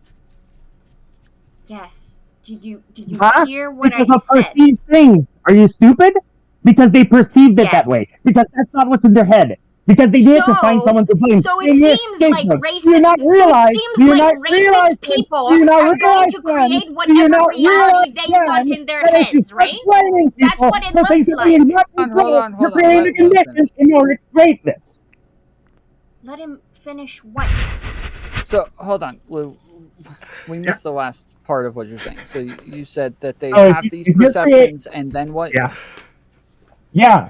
Jewish people did not poke the bear, but the sentiment was there, wasn't it? They were the cause. They were being blamed for it, right? Even if it didn't happen, even if it was just in their head, even if it's racist people don't realize the mistakes. They have to own their mistakes. They have to look for other people to blame for their mistakes. Okay, right? So it seems from this beautiful example that racist people are going to make up whatever reality they need in their head to justify their hatred for you. So this is a dumb argument. Yeah, and Lou. So if that's going to happen anyway, first of all, if that's going to happen anyway, okay, all right. Do you not realize that that's what I'm saying? That you're creating the conditions for racist people to justify their racism, no matter what. But the implication is that like we shouldn't acknowledge like when you say like, oh, you're blaming white people, blah blah, like the statement white people did XYZ, a lot of the times these things are literally these are historical facts that people the people who created the category of white. Can I talk? I've been sitting here listening to you scream. I've been sitting here listening to you scream. You're gonna let me talk? Is it racist to okay, I guess not. Sorry, I didn't mean to interrupt you. Thank you. Is it racist to say 1350? Okay, let Radical Coder finish. Coder.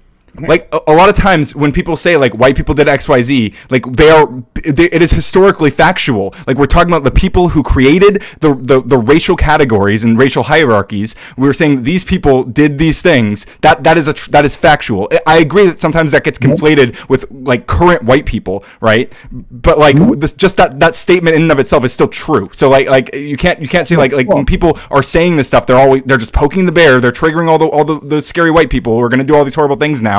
Like we're just talking about historical realities. Okay, so can we talk about a cultural reality? 1350, is that racist? I mean, frankly, that's not even a real like that stat is so drastically misleading. Like you're talking, like I think Tom was talking about this recently. But it's like it's like a very it's a tiny percentage of those people who are actually committing crime. So like to say 13, it's kind of inherently racist because you're saying that the crimes of that tiny amount of black people, like that all black people, all 13% of the country that are black, they're all being lumped in with the crimes of a tiny amount of people from that group. Like the sentiment itself is okay. That's wrong, isn't it? That's the wrong thing to do, isn't it? No, that's the wrong thing to do, isn't it? And you're saying that when I'm talking about okay, I see what you're saying. You're trying to say that when I'm talking about the historic like construction of whiteness. Okay, so when we say that white people did X, Y, and Z, we're, like I don't think the implication is that all white people were in power and they collectively agreed to oppress black people, right? We don't. I don't think anybody serious is saying that or thinking that. Either though, I don't think anybody's saying they all agreed to go commit crimes or they all collectively. Well, they don't say they agreed to it. I think most of the time when people say 1350, they're saying something vaguely nefarious, but you know. Oh, so when you say like historically white people have taken away because those things did actually happen, aren't you saying something nefarious about them? Well, we're specifically talking about the people who like created those categories. Go ahead, Katie. first of all, just after we're done questioning my Jewishness or whatever the fuck that Oh was. my god! Oh my god! I'm such a victim. Oh. I mean, it was kind of cringe, Lou. Not a victim. No, man, it's kind of cringe when you're weaponizing your identity, and you are very. Well, you were weaponizing her identity, not the other way around. I never weaponized or brought up my identity. You're the one who yelled at me that I don't know anything. Jewish, by the way, and I said that. You realize that, right? Because you said you didn't bring up your Jewishness, and you said, "By the way, I'm Jewish," and I'm like, I doubt it. I literally never said that. I hope you go back into the VOD and actually check that. Okay. Okay, do it after the conversation. Thank you. Anyway, so after we agree that there are some racist people who are going to make up things in their minds, whether they want to or not, that's fine. Those are not the people we need to talk about. I do agree that there's an element here that because of white fragility and because of the way that some white people are in power, there is definitely a risk to poking the bear, right? Obviously there is. Like, what is happening with the LGBTQ community, like the way that they're poking the bear is simply by being more visible, and obviously it's creating a backlash, right? So not by being more visible, not by being more visible. That's not it. And I'm interrupting, not in a mean way this time, because it's the LGBT community. It's not because they're being more visible. It's because they're feeding into the narratives that they already think. You already know that racist people think racist thoughts. You already know that conservatives that are homophobic, not all conservatives, and I'll never say all conservatives. Can you explain how they're feeding into it? What they're doing specifically? Holy shit. Can you do that? I just want to understand. Yeah. Okay, thank you. So conservatives who are homophobic, not all conservatives who are homophobic, already think that we're trying to groom children. The whole thing is that it's really unnecessary for you to die on the hill of Drag Queen Story Hour. Is there anything wrong with Drag Queen Story Hour inherently? Of course not, because we know that those thoughts aren't in our heads. They do think that. So why would you risk planting a target on our back for things that are really not worth it? If you really think that, hey, what we're doing is we're trying to signal to kids who might be going through these struggles that all different people and all of us are accepted and are great. Cool. That's cool of you to think that way, but when you are kind of weird and you're telling kids, and you know how puritanical the society is and how everything is sexualized to them, you are hurting the LGBT community by being so out there in a way that isn't functional, isn't proportional. Yeah, I think the disconnect is simply that some people who are on the progressive scale are a lot more concerned with like the full actualizations of like human rights and freedom. And for you, because of the actual real consequences that could happen and harm these marginalized communities, you want people to be more tactical and more cautious and perhaps be willing to even minimize themselves and their freedoms in some ways, but to make sure that like safety comes first. And like, I get that. I hear that. Hold on. Because you did say one word there where I don't agree. You said that outcomes that may happen. Are we not seeing legislation banning sexualization of blah, blah, blah, blah, blah? Are we not seeing that there is backlash happening? Because if this was a hypothetical, it would be like, oh, it's not happening. But we are seeing that it is happening.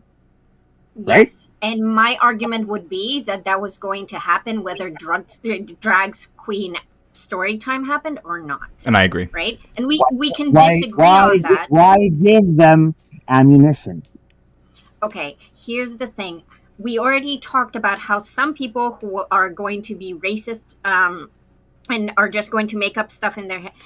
When you say why give them ammunition, I'm going to say these people, these Republicans that are making laws against drag queens, they were going to get ammunition either way. They are lost. I want to talk about what's really important, like stuff in like the material world, like what you brought up, like the 13-15, the 13-15. Hold on. That was going to happen anyway. Okay. Yes. So you think it's important for us to defend our rights, but is the drag queen thing not right?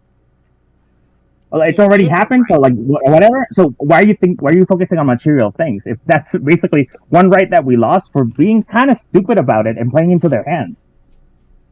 yes, that was my point, but you are taking a preservationist angle, and I'm trying to show you that I understand and respect that. I don't agree with minimizing freedoms and human rights for the sake of the fifis of racist people who are going to make up shit whatever they want, but if that's how you want to advocate, that's fine. I want to talk about something more interesting then. You want to talk about something more interesting? Hold on, Lou. So hold on, Lou. What she's saying is that she's not saying we need drag queens going out there and reading to kids. What she's saying is that if a drag queen does go and read to kids and somebody comes over and says, hey, this is wrong, they need to stop doing this, she's going to say, well, no, they have the right to do this. There's nothing actually wrong with this. And so you need to lay off, because she's advocating for the right for them to do it. But she's not saying they need to go do this. Right. She's advocating for the right to go do that. She's defending the right. Not like it's not like that right should be like should already exist. Like the implication of a lot of things you're saying is that like these people are kind of like creating the. Well, yeah. Well, I mean, they are trying to legislate against it. I think saw someone say that. Why are you trying to legislate against it? Because it happened, I guess. So now it shouldn't happen. Like you're saying, like the implication is that like it shouldn't have happened at all. Like, and when you talk, hang on, when you talk about like people like dying on the Hill defending it, like the alternative is accepting the legislation banning it, and like so if people are pushing it, yes it is, because when people are defending shut up, because when people are defending it right now, there is legislation that is trying to be passed that would ban things like drag queen story hour, and if people push back against that, they're going to be accused by people like you of dying on the hill of defending drag queen story hour, when what they're really doing is asserting the right for that to exist. And when people like you die on that hill, it creates a backlash that fucks the. You keep saying dying on like so. You admit though that the alternative is letting that legislation pass, right? The alternative in this case is letting the legislation pass. For the right, educate, change. That's cute. That's cute. There are laws passing. No. That's the whole point of this. Yeah, we should let them. We should not die on the hill. We should let them pass. Can you just say that for me? Did you not hear what I just said? No, I didn't actually. I'm sorry. Oh, thank you, you idiot. I said educate people. Educate people. Show them what to vote against that kind of legislation, right? In part. I'm sorry? Educate people to encourage them to vote against people who would impose that legislation, right? Educate, not shame. Wokeism does. It's shame. It's trying to push it. Educate does not mean shame. No, you can't shut up because shame. I'm answering a question? You're not, though. She's talking about legislation. Can I answer the fucking question without you interrupting? Can I answer the fucking question without you interrupting?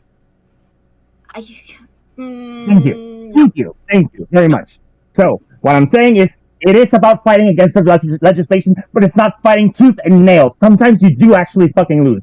But it's about educating. It's not about forcing. The moment you force, the moment it's blowback. It's the same way with them. How is it any different when people when the alt-right were saying like their Dungeons and Dragons are the devil, and they look what we create the moral panic because we push them too fucking fast. Wait, right? So when you say forcing, when you say forcing, it's not Coda, forcing. Please. Okay. Please, go ahead. Sorry. What is the line to this? Okay, because like I feel like from what you're saying, you have your own like code or system through which you know what things are worth dying on a hill for and what aren't. But like the argumentation that you're using would be like an argumentation that like someone would say to like, we should go back to Jim Crow because that would agitate the whites less. Like there's no end to this argumentation. So like, what? I want you to build another straw man, please, because this one was so effective. Okay, great. So what I'm asking you is, where is the line, and how can we ideologically? This is not a straw man. Please listen when I talk. So, listen to the straw man that you built. Using your argumentation, how do we ideologically build a line? Tom, please help me. Did I ever advocate? You gotta let her finish, Lou. Yeah, dude. But did I ever advocate for me to actually go back to Jim Crow. Is that not a straw man? No, I never fucking said that. That's the thing. Oh, no? You don't listen. It's ridiculous. Weird. I heard that. Lou, she's asking you. That's She's saying great if you that don't you heard establish. that. She's saying if you don't establish Okay, a well, then line. next time- If you don't yeah, establish a next line, time, then the don't implication ask is the that. question without loading it morally. Okay, it's all. This is all moral Okay, stuff. So but okay. no. I apologize. No. I apologize. No, Ask the it's like question without morally loading. okay. So the argumentation that you're using could be used to justify a lot of like there. I want to know where your ideological line is, not in terms of this is what I feel we should the hill we should die on and what hill we should not. So like ideologically, if I were to follow your lead, how would I be able to tell from your let me finish from your argumentation what are we supposed to die on and what we're not supposed to die on? It's great that you asking that. It is. Thank you. There were signs that conservatives were reaching a boiling point. There were signs of it. It didn't happen like out of the blue that they're going to start legislating the drag queen story hour, right? Like first it was the pronouns and people were uncomfortable and they're like, oh, that's fine, but I mean, you have to be polite to other people, so I guess I'm going to have to do that. But then if you don't respect them, then you're a bigot, you're an evil person, you're this, you're that, and then it starts to build up until it reaches a boiling point where everything that they're being blamed for becomes frustrating because they don't feel like they were actually doing that. But if we're not the evil people, if we're the ones doing that, it has to be something else. And they always find a scapegoat. People never like to admit that they're wrong. People will always find a scapegoat. So where's the line? I asked a question. The line is to have the finger on the pulse to see where conservatives are at, not to shut them out, because when you don't hear what conservatives are thinking, it lulls you into a false sense of security where we're all accepted and we're all fine. That's why we banned them out of all the platforms, and then we're like, hey, we can do whatever we want now. And like, oh shit, those people, they were still there, and they were still a threat, and now they're actually making legislation because they do actually have political power. They were always making legislation. You realize what was legislated about that in 2016? I mean, we could dig into it, but I don't understand. So what we're saying here is that is your argument that we should have built up slower into more trans acceptance, for example, to not agitate the Republicans? For example, it's really simple, and that's why I was saying non-binary is not a gender. It's like, yeah, we can educate ourselves into understanding that technically we're all we're all non-binary, because some people will express some certain traits that are masculine, some certain traits that are feminine. So being in that fan, it makes sense. But categorizing that as trans means that something has changed. Gender expression hasn't really changed. We've always been here. We're just giving it a name. Okay. Do we really have to keep pushing like so much social change where we know is gonna panic? We don't have to wait to get our rights on people. They need to pull themselves to 2023. Yeah, they were kind of with us. They were, but we kept silencing them. So from the way, and I know you think not all Republicans are homophobic, for example, but okay. They ones are, but so basically, from my understanding of conservatism and from what it seems it means to be a Republican today, it seems that there's always going to be a pullback to tradition. So, like the meme that's going around now that like people are trying to separate LGB from the trans community. But like if there wasn't a moral panic now about the trans community, like Republicans would still want to make gay marriage illegal the same way they turned Roe v. Wade. Like they're always going to try to pull back. That's their entire ideology. That is still the Republican position, by the way, Lou. Like the anti-gay marriage is not like off the Republican platform. Yeah, I know. That's why they codified it. But anyway, one thing that's really important is that you've seen the trend that LGBT people, their acceptance was on the rise, and suddenly it started to dip down. What are you saying about that? Is that means the new generation is not comfortable with LGBT people, are less comfortable with LGBT people than the previous one? Why is that? I think it's on the rise, and the only people who are more aggressive about it Not on are the rise. Republicans and conservatives. LGBT people are more accepted today than they ever were in history, especially in the younger generations. We're trending down. Nope, we're trending down. There's always going to be Especially with the newer dips. generation. Like I'll agree with you. There's going to be times where like that number goes down. Like it's not a straight shot. Like progress doesn't work that way. Like especially because there's always people who are pushing back against it. And there's also a really really well funded media funnel that's constantly spreading outrage about these things. Oh, and we gave them the ammo to be outraged. Gave them the ammo. Right? They don't give a fuck about the ammo. They will make anything into the ammo because they hate these things fundamentally at their core. They think these things should be illegal. They think it should be illegal to be a drag queen. They think it should be especially illegal to be a drag queen around kids. Because they're evil. No, not because they're evil. Because they have bad ideas ingrained in they've been groomed into. Frankly. So what's the solution? I mean, ideally educate them out of it. You know, but we can't.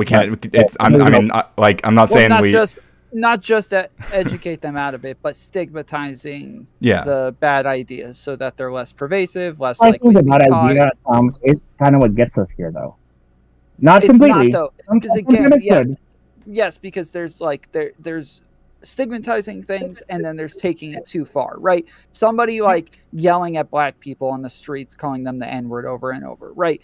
That gets posted on the internet. A bunch of people are going to be really upset about it. But then when you start like harassing them, calling their bosses, calling their families, swatting them, like, yes, now you're taking it way too far. Now it's not just about stigmatizing this behavior, but it's also about like vengeance towards that person. And that's when it has gone too far. And I think like what you do is you seem to like conflate the two, where it's like, this is a thing that's good, but it leads to this, and so we just can't do the thing that's good anymore because it leads to the thing that's bad. It's not that we can't do the thing, it's that we need to strive to get there. We can't force people there. We can only meet people where they are.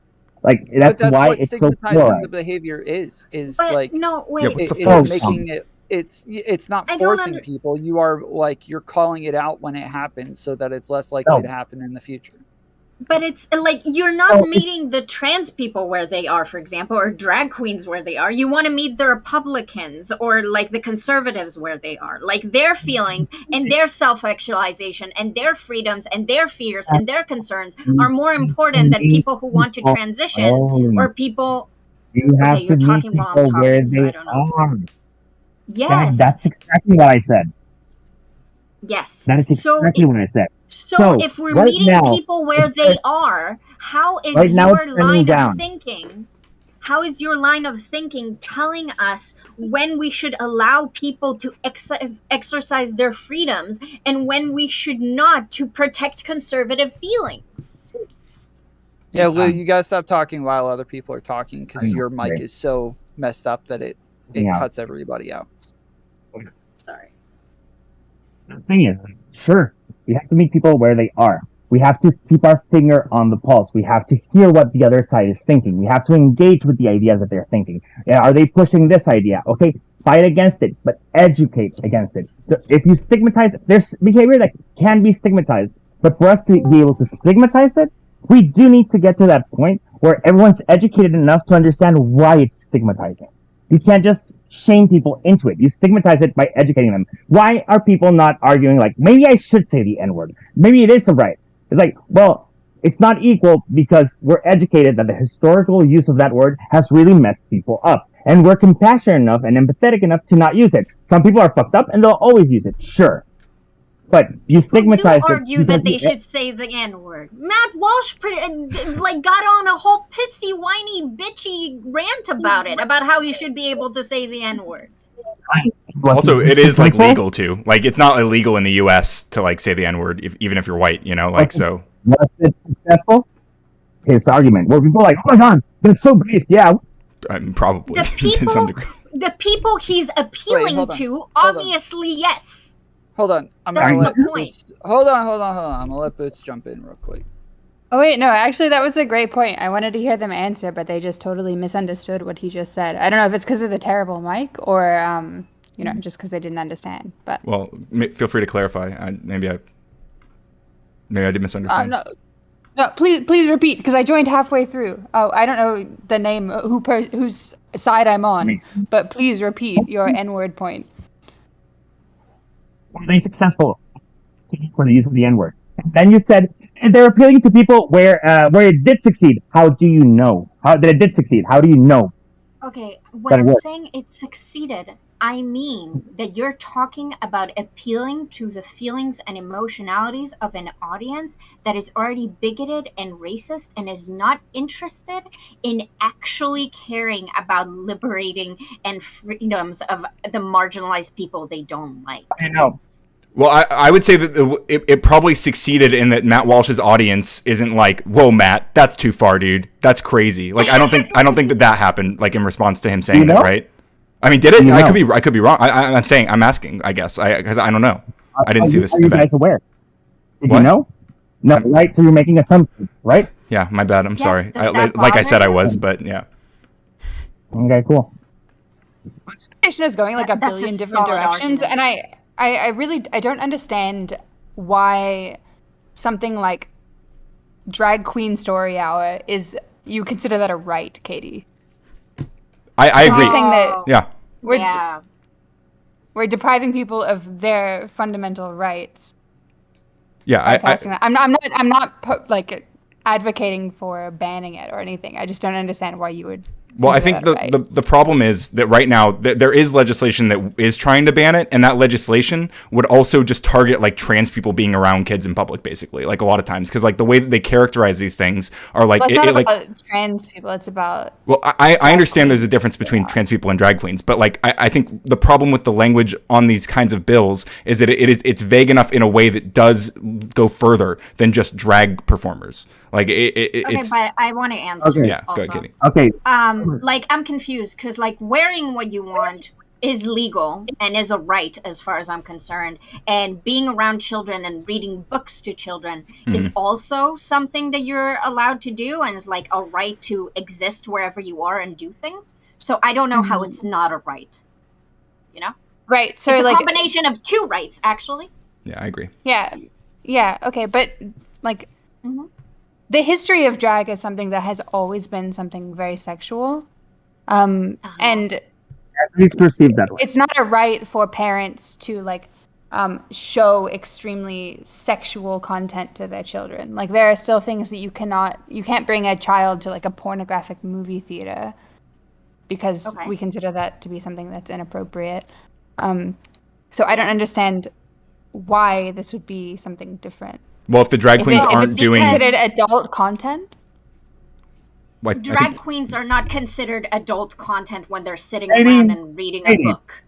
Well, no, drag queens are. There's a difference between drag and a trans person, and this is why I don't understand why you guys are conflating the two. Well, the reason I conflated when and it's to Katie. Katie. Yes. Do you not know the historical issues that people of the LGBT community have had for the last century or more, even farther back, regarding the stigma around them with kids? I do acknowledge that. Yes. Oh, so you do? Okay. I don't think people from the LGBTQ avoiding kids is going to stop that stigmatization. You know what? Because it was fake then, and it's fake now. That's the point. Yes. Is it fake? Okay, cool. Yeah. You guys are educated. Are you saying it's fake? No, hold on. I'm saying LGBTQ people grooming children is fake. Yeah, like it's no more prevalent in that community than any other community. Yeah. Perfect. Most of you are educated. Do all people know that? Well, I mean, no, because there's a lot of disinformation. But yeah, sure. Go ahead. Okay, so how do you fight that? What? How do you fight that disinformation? Do you think anyone here is like advocating against educating people about these things? Well, yeah, because what you're doing is like just trying to push for legislation. No, the legislation's being pushed by. We're talking about pushing against legislation specifically. Okay, push against legislation that are legislating against people's human rights. That's not a human right. That's not a human to right. to be in drag and be near a child. I mean, frankly, like you could say it's something that should be legal, but please don't say it is. It is currently legal to be in drag and be around a child. Yeah, it is currently legal to do that, and Republicans want to make it illegal to do that. Okay, so here's the Republican thing. So if most people are not comfortable with that, then who are you to say that this is something that they need to be comfortable with? They don't have to bring their kids. They don't. It's a legal thing to do, and we're saying it should still be legal, because just because people are bigoted doesn't mean they get to pass around laws to limit other humans' freedoms. Their right for a stripper to be able to dance in front of children. Can children enter those establishments?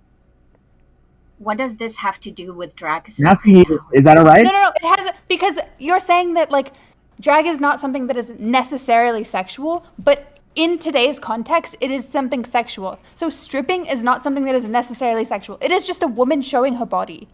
But is that something that kids should be doing? Like, kids should be going to watch strippers? I apologize. So, Boots, you think that tits are sexual, right? No. Tits and all. No? Why not? They're mostly considered sexual. I think. Should children be allowed to see boobs? To be fair, hang on. To be fair, hold on, because we gotta there's already so much confusion on this. Okay. No, Tom, there are women sexually harassing their children. Katie, chill. Okay, Boots. You're being retarded on purpose, and it's really fucking annoying. What is sexual? You are so fucking gone. It's so sad. I'm about you guys. What is Boots? What is sexual about the drag queen story hours that or what is it that people perceive as sexual? There is nothing that is inherently sexual about drag queen story hour. However, people will see drag queens and put upon drag queens sexual connotation, which is reasonable because drag queens have always been something sexual. So like drag performance is a sexual performance. It has historically been for fucking ever, since its birth. Just like strippers, people taking off their clothes. There's nothing in people taking off their clothes that is necessarily sexual. There's nothing inherently sexual about that. However, it's reasonable to legislate against that because it's something that people are uncomfortable with kids being around. That's great. So how does this relate to when women walk around without shirts or bras next to children and their breasts are out?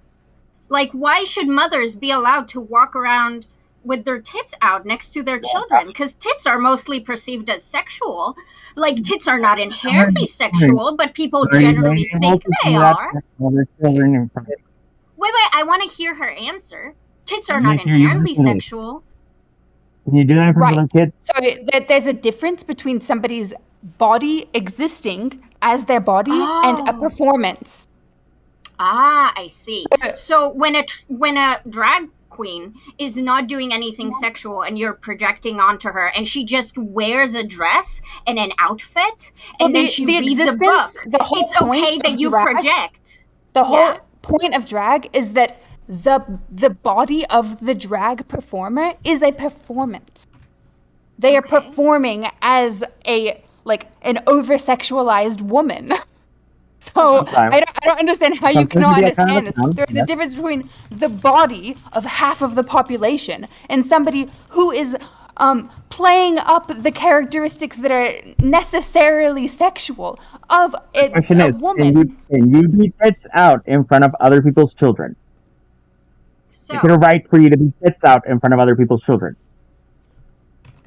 Wasn't there just the Twitter thing about the women in the fountain and like the right optional to be tits out in front of other children? Were there children at that fountain? Yes. Yes. Yeah? You sure? You want to take a look at the video again? I'm sure. Okay. Well, maybe next time you should keep your ass out for that. Okay? Yeah, I think most of us are gonna agree that women shouldn't be walking around with their shirts off, like. No, I don't agree. I don't agree with that. Okay. Ha! Fuck you, Tom. Yeah, I don't agree either. The issue is that like what you call sexual is always going to be based on like a cultural understanding of sex and what is used in sex primarily. And so breasts are sexualized to a heavy degree. And so we're going to consider them sexual. And then when they're out, we're going to consider that some sort of sexual act in front of children. If there's some sort of utility to it, like breastfeeding, it's a little bit of a different argument. But just having your breasts out, yes, lots of people are going to consider this sexual, just as they're going to look at a drag queen. And even though it may not inherently be sexual, it's going to be a drag queen is inherently sexual. A drag queen is a performance of sexuality. You just said that it wasn't. Yeah, you literally said the opposite like 5 minutes ago, dude. Sexuality, be gender. Yeah. Perception is key. Perception matters. Intent doesn't matter, right? You have to basically use that argument earlier, Coder. It can be, you have to know how people are going to take it, right? Yes, I understand. I agree that people have the sexual connotations with drag, right? I understand that. And what I'm saying, one of the reason that I conflated, or the reason it felt like I was conflating trans people and drag queens earlier is because this legislation is written in a way that does that. And also, besides that point, though, I think that it is important here, to notice that the drag queen story hour that people are defending is specifically not sexual in nature. Even though even though there are those sexual connotations around drag. That's why it's really disingenuous comparing it to strip clubs. Are you ignoring the historical ideations? They're panicking, whatever. But are you ignoring the historical issues that homosexual people have had with being associated with pedophilia? Are you ignoring all that? No, I'm not.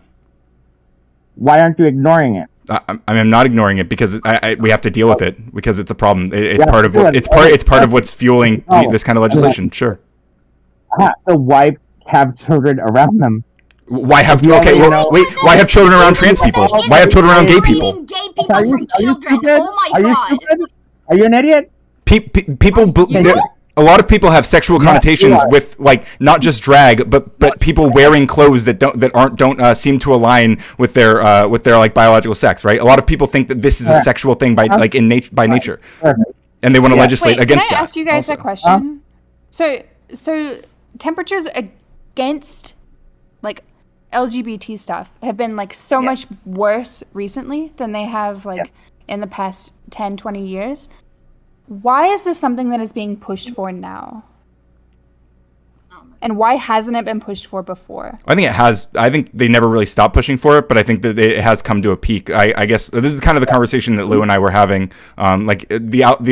The suggestion is that it's coming because I guess I would say it's just that people are more visible. To be honest, I think that's the main thing, is that people are increasingly visible. And there's also a large effort to try to represent. There's a lot. There's a very well funded media funnel that is presenting all of the worst aspects or perceived worst aspects of these kinds of things, and specifically associating them with the pedophilia stuff and all. This is a very I think it's a very effective thing that's fueling the legislation and paired with the legislation. She's right. It's definitely becoming more common. It wasn't always there. It's becoming more common, but it's becoming more common because of LGBTQ visibility, wanting to make kids more comfortable, and the more that these people are accepted, the more likely it is that some school or some teacher is going to allow this to happen. Whereas before, that was very unlikely that any teacher would allow this to happen in the first place. I don't want to miss what was said because it's really bad. So here's the thing. When we're talking about perception, when we're talking about if people generally view something as sexual, then it really matters. It's worth legislating over and whatever the fuck. So we understand that hot women in bikinis usually is something that is pre-sexualized. However, we have beaches where women go around, hang out around kids. Boots, you don't have to argue against a point I didn't make. I don't care. Okay, well, you're arguing against that. Nobody. Literally nobody. You are the one who said that drag queens are inherently sexual because people have connotations of sexuality around them. No, because the creation of drag is something that is in an underground sexual community.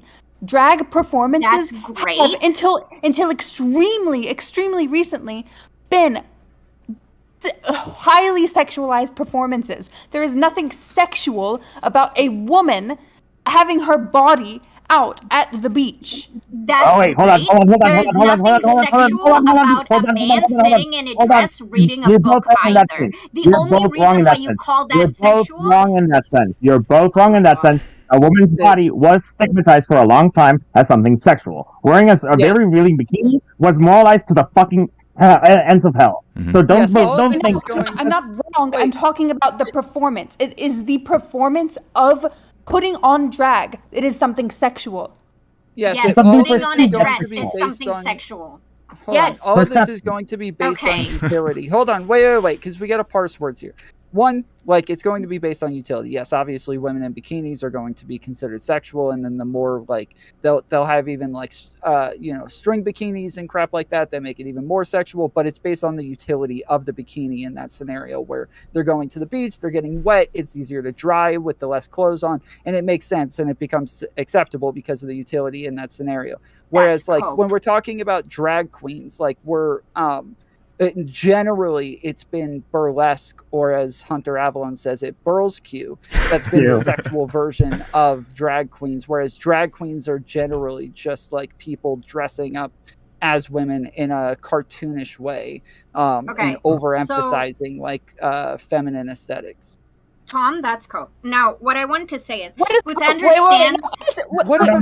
Can you stop yelling over me? What is wrong with you? Then don't just say it's cope. Yes, I can say whatever the fuck I want, actually. No, then get the fuck out of here. Cope and then didn't address anything that I said. Okay, Tom, the utility argument is silly because women wearing string bikinis in commercials has nothing to do with the utility of the beach. Okay, that was my argument. Now, Boots, I understand that because you hate trans people and drag queens, you really want to demonize them. I don't hate trans people. Why do you say that? You know that's not true. I understand. So because you think drag queens are inherently evil and sexual... Why do you know the straw man? Okay. So because you think drag queens are inherently sexual, stop yelling when I talk. It's really pathetic. It's so weird. No, it's pointless. So fucking He's building his straw man saying that, it's so weird evil. when you do that. Like, listen, on my side, I don't know your name. Please just fucking let her finish. Your mic is terrible and I cannot hear anything. Yes, your mic is really rough, so it makes it hard to hear anybody. Okay. Sorry, Katie.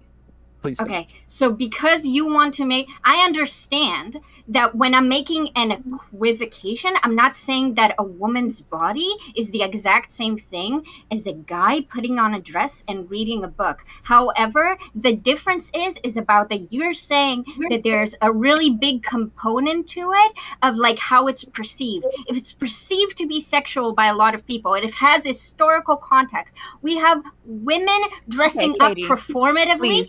I will finish talking, dressing up performatively all the fucking time. So it would be really nice if you actually addressed my point about how no one that supports Drag Story Hour supports strip clubs. They just support a person in a dress reading a book. And that is not sexual. So they support a sanitized version of a sexual performance, but it is still a sexual performance. I am not saying anything about whether this is something that is perceived as this way or perceived as this way. I understand that a woman's tits can be perceived as something sexual, but I am saying that that has nothing to do with what they are. Now, what a drag queen is, and I'm not saying a drag queen is inherently sexual, I'm saying drag is a sexual performance.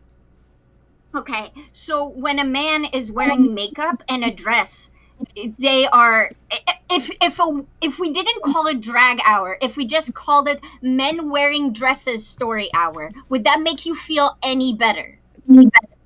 If there were just a story hour where there were a man wearing a dress and makeup reading a book to a child, I wouldn't give a fuck. That's actually what it is, though. That's what I'm defending. That's what I'm defending. No, you're defending Drag Queen Story Hour. Which is what you just described. Which is that? No, it's not. No, hold on. Wait, it's not. Hold on. Do you think that drag queens are not just men wearing makeup and dresses? They are like over-sexualizing the female like body parts, trying to like be extra female. Okay, then I guess we were speaking. It is hypersexual. What I said, and what you said is exactly what I'm talking about and what I'm defending. So that's that. But hold on, no, so when she says drag queen, at one point she said, "I'm just talking," or sorry, at one point you said, "I'm just defending a man wearing a dress," and then reading to kids, and then at another point you said, well, I'm defending drag queens reading to kids. She's separating the two as like one is a cross-dresser, the other one is a drag queen, and that there's obvious. I'm saying Boots was separating the two, and then you said yes to both, and so now you said, but I'm only saying yes to one of these. Which one is it that you're actually? So maybe Boots can tell me what she means by drag queen story hour. Because as far as it goes and what I'm defending a drag queen. So a man who might be, well, drag queen. Yeah, I'm defending a drag queen who might have her tits out, I'll give you that, reading a book to children.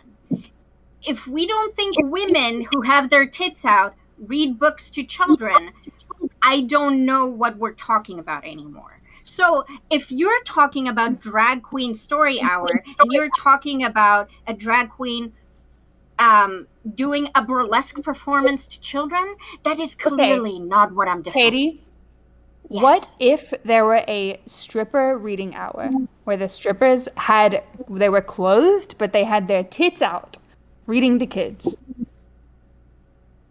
Do you think strippers don't talk to children? What? Can you answer my question instead of just waffling? I think strippers who aren't stripping for children are allowed to read books to children, actually. Yes. So a stripper story hour would be totally fine. Bother you? Are they stripping for the children? No, but they've all got their big fake tits all pushed up right in front of the kids, Are they This is a like sexual strippers? performance. Yes, It is sexual performance to push your tits up? Tell that to half the women that exist. Yes, they are sexual performing as well. Okay, that's great. Okay, so now we're talking about you like should sexual feel that way too, Katie, if you're a feminist. Jesus fucking Christ. If you're a feminist, I might not be a feminist, so.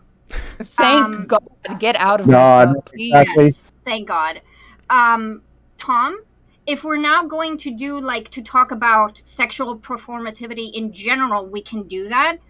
We're talking about sexualization of specific elements. And since I know that some teachers do in fact wear push-up bras and have like a t-shirt on so you can see their cleavage, I know that women exist around children with their tits out. So this is retarded. There is a difference between the performance, as in doing that intentionally around children, versus just having a shirt on that Are they has not like your boobs showing. See, wait. I'm not interested. I'm not interested like you in policing whether a woman is wearing a push-up bra because she's trying to perform, or if she's just doing that because she just exists. We haven't even gotten into so if she wants to do No. that to read to children, it's different, right? So Okay. is it so the no push-up bras around children? Yeah. Well, I think it's a bit fucking weird if you're going to a story hour and you choose, drag queens take fucking hours to get ready. This isn't like I think we're I'll not pick talking this about bra. drag queens. We're not talking about drag queens. Listen, please just let me fucking finish. It takes hours for them to get ready. This is a very, very deliberate choice that they are making and something that they are choosing to go to this event as this thing. So if a woman, in this case, a stripper, goes to story hour spends hours getting ready and puts on all of the clothes that are like super showing off her body and just goes there and reads to kids. That is, according to you, not something inherently sexual. But let's say that you said that she was dressed you said she was dressed, right? We didn't say she goes in her strip club outfit. Yeah, for the record, at least for me, the drag queen story hour that I'm like defending here is generally of people like not exposing a ton of skin or anything. Like I'm not. I think that there's probably a line where it could make things weird. They're working with a straw man, and it's like stop defending the fucking straw man, Katie. Exactly. I'm not defending the straw man. You just seem to really hate it when women wear push-up bras around children, which is fine that you do. It's just weird. So honestly, I don't know if you just are not listening, or it's like an ESL thing, or it's like you're deliberately doing this. I can't tell. Is it the performance of? I don't doubt that you can't. Is it? So are you saying that it would be like equally a problem with what I'm saying, like the drag queens that are like fully dressed? Like, do you also have the same position on that? Coder. What? You basically said it yourself. You landed. Sorry, hold on. Coder, you landed on the position yourself. There is a line where it's uncomfortable, isn't it? Sure. This wasn't it. Right, this wasn't it. I agree that this wasn't the line, but then you start seeing like more and more and more, and they're pushing it a little more, and they're pushing it a little more, and that's that's when it creates a perception where like, hey, we're already making them uncomfortable. Maybe we like could have a little bit more chill because no one's rights are getting taken away yet. But if we push and push and push past the point where their line is, then it blows back on us because you already admitted yourself there is a line. I mean, I never said there wasn't a line, for the record. But like, and also the legislation right now again does target even the people that I'm talking about who are completely covered, who are wearing like over the top like colorful dresses and shit.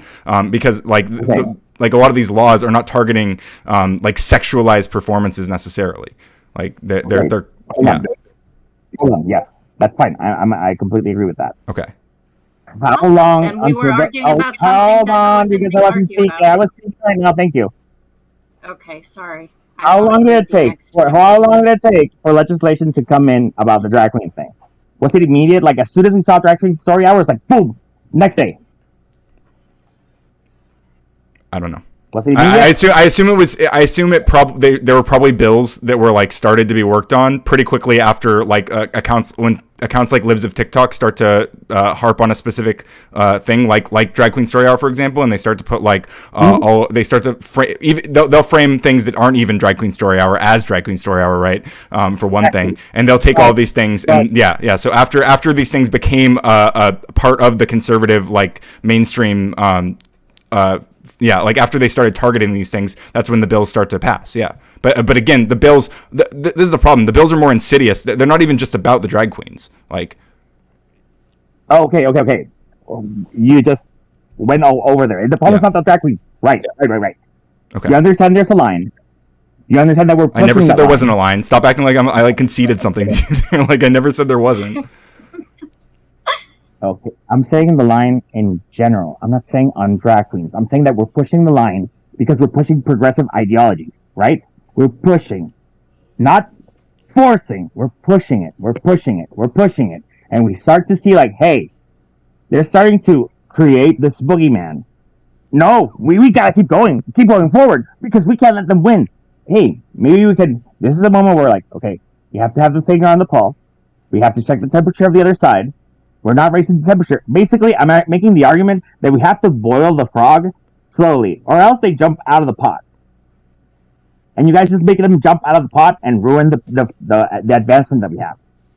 Because you have no chill. You don't listen to what they're arguing. You're not listening to their concerns. Oh, what you see? Ignore what your eyes. Can you stop saying you guys when you're talking about people who clearly aren't, like, I don't think are me or Katie here. Like, it sounds like you're talking about people who aren't us. Yes, he's talking about the wokes. Wokes. like we're not the wokes you're looking for. It sounds like. Katie's not the woke you're looking for. Maybe she is. I know I'm not. Like what you just I don't know about Radical Coda, but I know Katie is like definitionally one of the wokes. I am. To be clear, I identify as a woke. Like I am hyper woke. But I just don't hold the position that Lou outlined. You know. Yeah. You say that you had to defend transgenocide, but we actually moved you. Yeah, I moved you, so I pushed that line for you. Katie, do you agree that there's a transgenocide? Oh, okay. That there's a trans genocide? occurring right now in the U.S.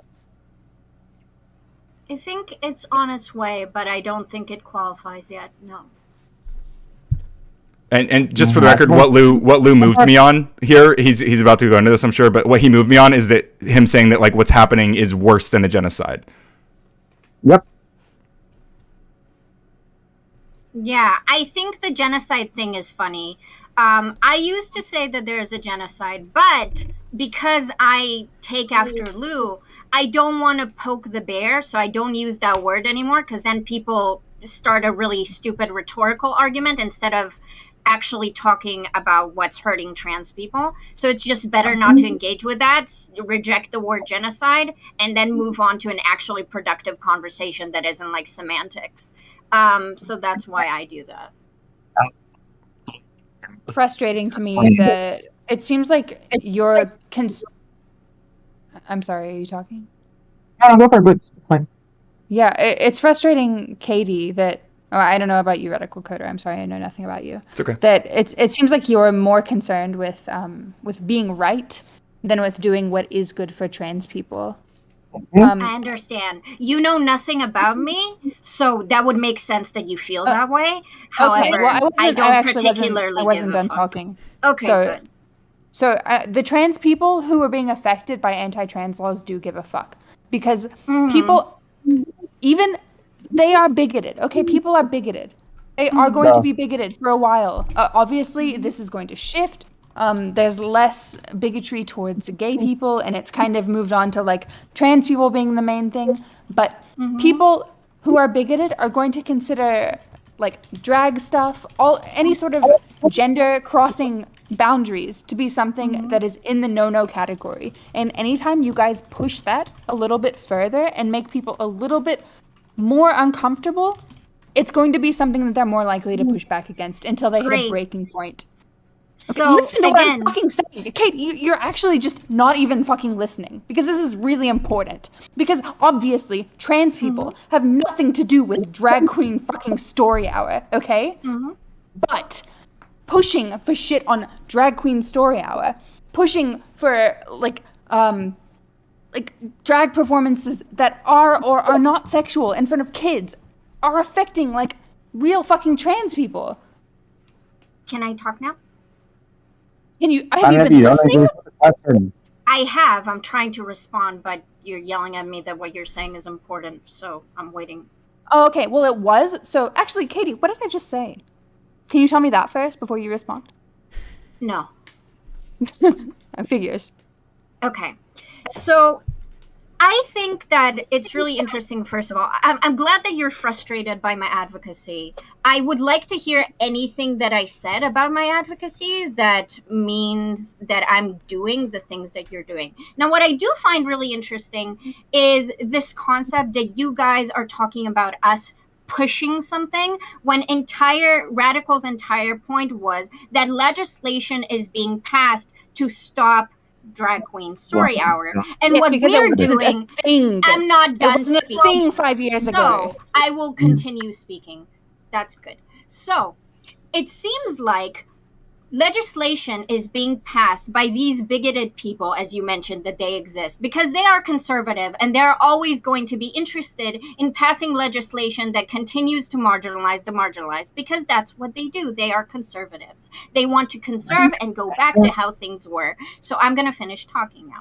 So because that happens, there is legislation. And when you guys are saying that we're pushing against it, what you mean is we are fighting against legislation that tries to make something that is legal illegal because we don't like it when something that is legal is just being taken away because some people have a disgust response or an over sexualization response to it.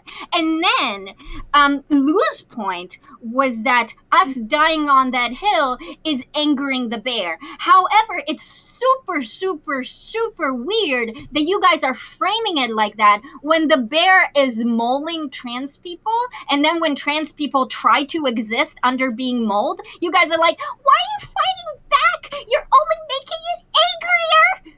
And yeah, that's not gonna work. Yeah, so when people say, why are you fighting back, you're only making it angrier, they're not talking about trans people who are being denied access to hormones. Right. They're talking about people fighting for fucking drag queen story hour. When you say people only have to you fight mean for they it. resist a bill? Yeah.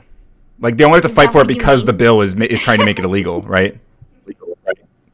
Because why? Why are they trying to? Because it dare exists, You oppose a bill that is Why written? How are dare they you trying oppose a to make bill? it Because it exists. illegal? They're trying to make it illegal because it exists. Yes. It didn't Yeah, exist okay. before. Okay. Yes. Sure. That's fine. Okay. It's relevant. Obviously, there's not going to be anything prohibiting it if it didn't exist before.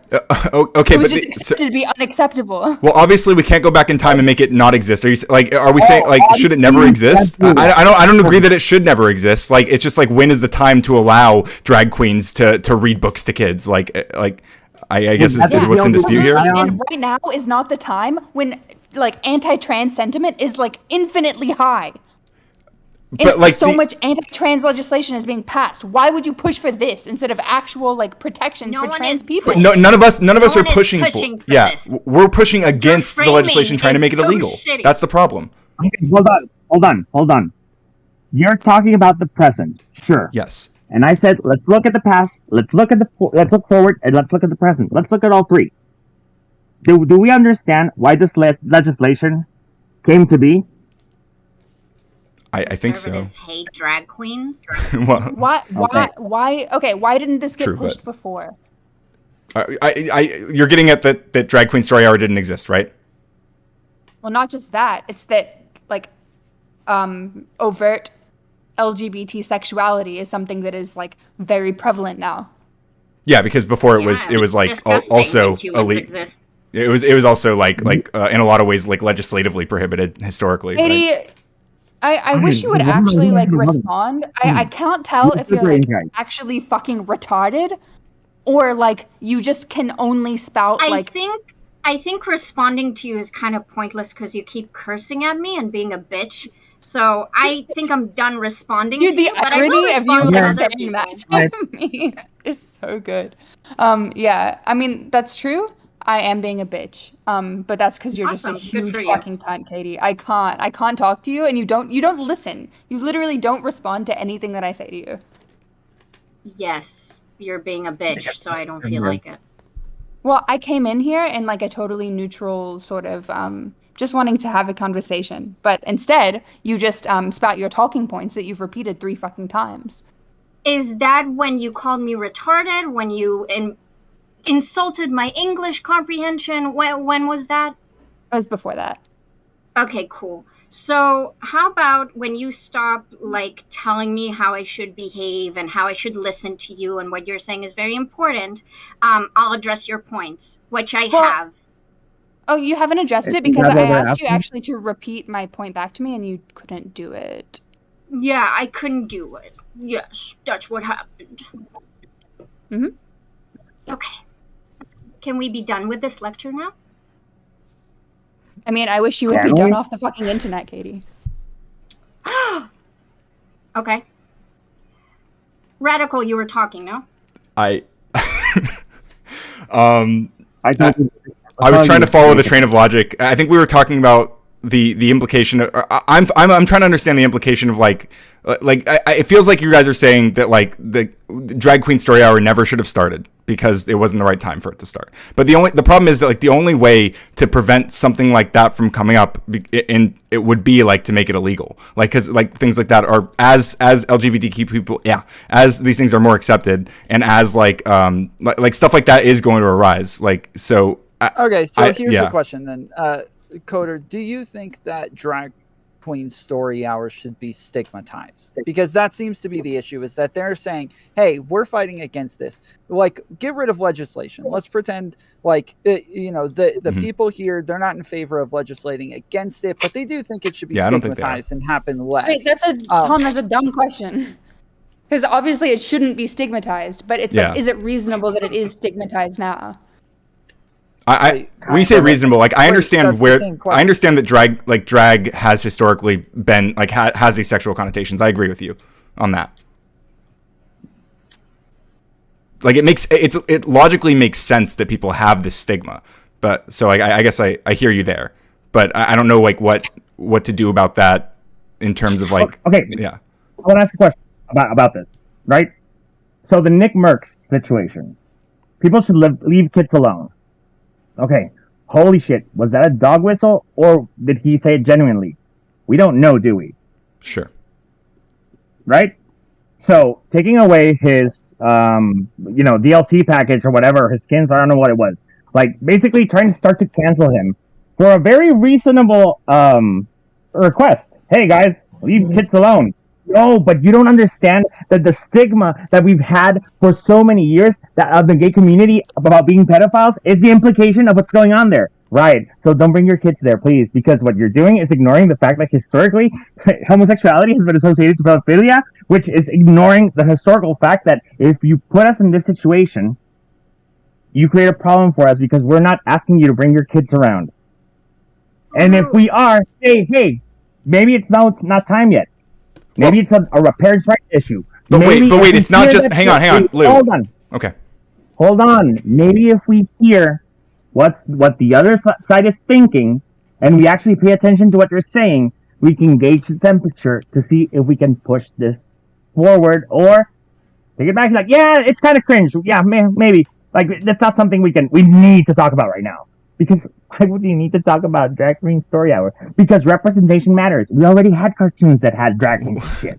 Okay, but first of all, to be clear, the thing when it's like, why do we have to talk about it now? We've said it over and over again. The reason we have to talk about it now is because right now, like Republicans are trying to make it illegal. That's why we have to talk about it now. Okay, perfect. Yes, but can you acknowledge that you pushing so hard on it without hearing how the other side was feeling about it is what created the situation? Okay, when you say pushing, you mean that something existed and it really triggered them, and now they're making legislation against it? That's what you mean by pushing? People did things? Or did you defend it like, it's the right to, blah, blah? Did you just say like, hey, cool, that's how you feel about it? Let's maybe take it back. Wait, the problem is... We're talking about fighting legislation.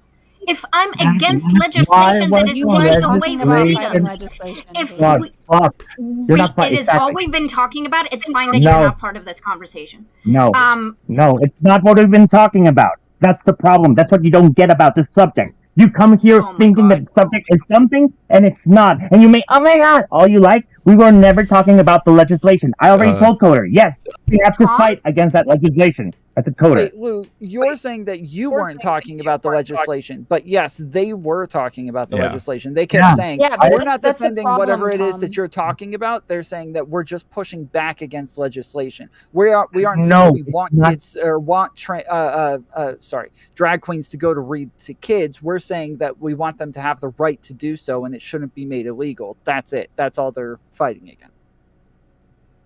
Yeah, but you have to take a step back on this. Yeah. And say, why are they pushing for this legislation? Because they don't like because they're bigots and they hate gay people, right? People are visible. But does it matter if you don't think it should be illegal, if it is a fundamental right, if it is like it's not freedom a fundamental of association, right, freedom of speech, then like why would they not fight back against it? And also, like, part of the context is this is like all a voluntary thing, right? So like parents are volunteering to bring their kids to these things, and like their parents are often organizing these things and like setting it up to bring their kids to. Like, I don't. What? Great point. Thank you. Great point. Great point. We need to educate these people that there is a stigma around people that have certain ideas regarding gender expression and little kids. And that if they aren't careful about those visuals, they will hurt us. That's the education that needs to happen. We need to educate both sides because. Well, Lou, wait. You just made a point, and I think I agree with what you're saying. I think I agree with what you're saying that like we need people should be conscious of this. But to be fair, I think a lot of them are conscious of it, and part of what they're trying to do is normalize like stuff like this. Like they're trying to they're pushing back on it in that way. Like so it's kind of go ahead. So their feelings about this is right. This is the right thing to fight about. It's more important than the actual rights of the people that they're fighting for. Is that it? Wait, what? Say that again. They want to fight for a cause so bad because they want to destigmatize it. that they don't take into consideration the historical fact of how the other side perceives this. So they don't even care about our rights. They just want to fight for the rights. Wouldn't normalizing it? I mean, like to a lot of people, like seeing that happening in a non-sexual manner, having drag queen story hour that's not sexualized, people seeing that is going to open people's eyes to the idea that this could be a thing that's not sexual. That people are just wearing dresses, men wearing dresses. It didn't do that though. It actually closed people's minds. So Well, I don't necessarily agree that it closed people's minds. I'm not sure. I'm not sure that this is an issue that's actually changing people's positions on like whether or not like I'm not sold that this is like a pivotal issue in that way. So, hold on. So you're not taking accountability for the fact that pushing that created this blowback, right? It created it in that like it wasn't being legislated against because it didn't exist. Like I agree with you that like they couldn't have legislated against it if it hadn't happened. Mm-hmm. So why are we not educating against legislation happen? Or I'm sorry, legislation against guns happen. That's what I'm saying. Why aren't we educating these woke people that really want to fight for a cause so bad to be like, hey guys, we really appreciate what you're doing. You're showing us this community that you accept us, and that's fine, and we appreciate it. That's cool. But that community, once you get your kids close to us, are going to think something bad. They're going to think that we're doing that to them when it's you guys trying to show how progressive you are that's actually taking away our rights. Okay, so you're saying the people you're saying the woke people were pushing for it or who are making it happen. Like, but a lot of these people are also going to be like LGBTQ people already.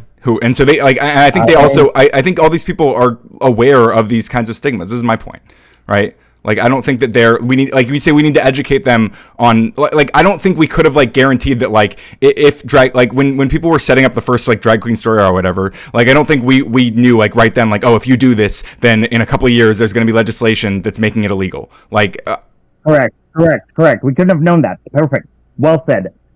In a couple of years. So maybe if we had kept our finger on the pulse, our ears to the ground, and we started hearing that good old pedophilia is coming back because look at them, they're trying to groom the kids, and this time it's actually being effective, because last time when they said it, they were saying they're trying to indoctrinate our children, but the word indoctrinate was too complicated for them to actually understand what it was. But grooming is something bad. So actually, it's stuck this time. Fuck. So maybe we need to take a step back and hey. I just don't think this sentiments ever went away. That's my, yeah. That's right. What did we do last time when they were saying indoctrination? We educated them and we showed them that we're not a threat. Yes, and so like I'm saying, if there's drag queen story hour that's not sexualized, that is also demonstrating that this can exist without it being sexualized, right? But this time the groomer narrative stuck. Well, okay, last time the indoctrination narrative didn't stick. Because we took the time to educate them on us. We took the time to show them who we are. This time you're like, no, you accept it. Because it's our right. Guys, remember, if you push too hard and people perceive homosexuals and children as pedophilia and grooming, and this time it sounds like I can hear that this time it's becoming believable, maybe we need to not push this really stupid niche issue, because it's actually going to take away more rights for us, because we're basically confirming their worst fears. Well, okay, so to get to a more practical example of what you're referring to then, what is something that you think, like, should right now, something that could pop up any minute now, that, like, we should stop off at the head? Like, we should prevent, like, any of these people from advocating for it? No? No. Well, okay, I'm sorry, because I'm trying to understand the problem, but I guess it's no. Here, I'm not. Let me try this. Okay, so let's say that women still didn't have the right to vote. Okay, and that's something that. Okay, I'm sorry. Please just let me. I'm sorry. Yeah. Go ahead. I'm sorry. You're right. So let's say women still didn't have the right to vote. Okay, and that's something that women were fighting for. And alongside that issue, there were a bunch of like parties with women like going crazy, drinking, having sex. You know, what all of the things that like are fun to do, right? Having abortions, of course, add that in there. And the people who were uncomfortable with giving women the right to vote were also uncomfortable with the parties. But the collective of people who wanted women to have the right to vote were also pushing for these big parties. and this was something that was like very important, and it kept happening, and like everybody kept getting more and more uncomfortable. Do you see how these things should be detached, and maybe these parties should be pushed off to the side until the more important things happen? Okay, so I agree that they should be like separated, right? I think. I mean, although there are intersections, but go ahead. But they're not, because people who support women having the right to vote are supporting these parties. So just if I can, because I think an example that's maybe even closer would be like the situation you're describing, but also people advocating that not just white women but black women as well should get to vote. Like that's all that would be. It doesn't matter. You just like. Well, I'm asking, like, do you think that would be? Well, I'm asking if you think that would still be a good example, like. I don't. Like people should like in that case, those people. Well, it is important because I'm asking if you're saying that people should back off of that one, should have backed off of that one in that case. But that's not the same thing. Okay, I'm sorry. Then it feels like the same. Because in this case, like what is happening with Drag Queen Story Hour is like it's not something that is like how do I say this? It's not something that's like, it isn't totally disconnected, right? But the people who are pushing for one thing are pushing for the other as well. So there's no disconnect between like pushing for the white woman and the black woman vote. Well, there was. Wait, I'm sorry. I think I'm losing track here. So, but yeah, women having the right to vote and women having parties where they like have fun and get abortions and drink and have sex are two totally different things. Yeah, but okay, so this right. Have a group of people in common. Yeah. So the reason that I brought up the other example is because like I think that like people like like men in dresses or like people with one biological sex in wearing certain clothes and reading around children, that is also something that like I think that's also like I don't think that's as separable from the issues that are being pushed for, or the things that are being pushed against and being pushed for. The issue that is being pushed for is the right for trans people to receive gender affirming care. It's not just that. There's like I don't agree with that. That's all it's being pushed against. Well, no, because more is being pushed for. Okay, and so the other stuff shouldn't. So what are we supposed to do when they try to stop the other stuff? So what are you supposed to do when they're trying to stop the abortion parties? Yeah, what should we do? You should fight for women to have the right to vote. Okay, well, I'm not fighting for the trans people to have access to healthcare. I'm just saying that this legislation stopping the Drag Queen Story Hour also shouldn't happen. It shouldn't, but it is now. Cool. Yeah, I agree. And which one is a better cause to fight for? A better cause to fight for. You can do both. What is the voting against the people who are pushing to ban Drag Queen Story Hour is the same as voting against the people who would ban healthcare for trans people. They're the same people. They're the same. True. So, yeah. Okay, they're the same people, but let's say people were not fighting against women having the right to vote until these parties started happening. So what do we do then?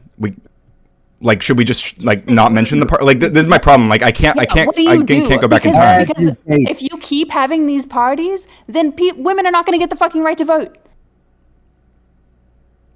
I have a question. Okay. So if me and Radical give up on we take the drags, we put them out, no more reading books to kids, okay? Are we then saying that like there will be no more legislation to take away health care from trans people? Is that the argument? Because it can't be the argument. It's a dumb argument. This is what I don't understand. Because like you're asking. Well, I don't actually understand what's being asked. I honestly, it's actually doing. Do you know how legislation is actually gets done? How it actually gets passed? You need both sides. Yeah, I mean, generally, yeah. What is that? Okay. Okay. So, what are you gonna do? keep pushing on the really not that important stuff when the really important stuff is right in front of you. Let's push for all of it at the same time. Yeah, no you push pushing. You educate. Part of the problem is that the legislation, even if I agreed that like we should take the L on the drag queen story hour thing, like then like the legislation about that does not just affect drag queens. It doesn't just affect it would also affect trans people.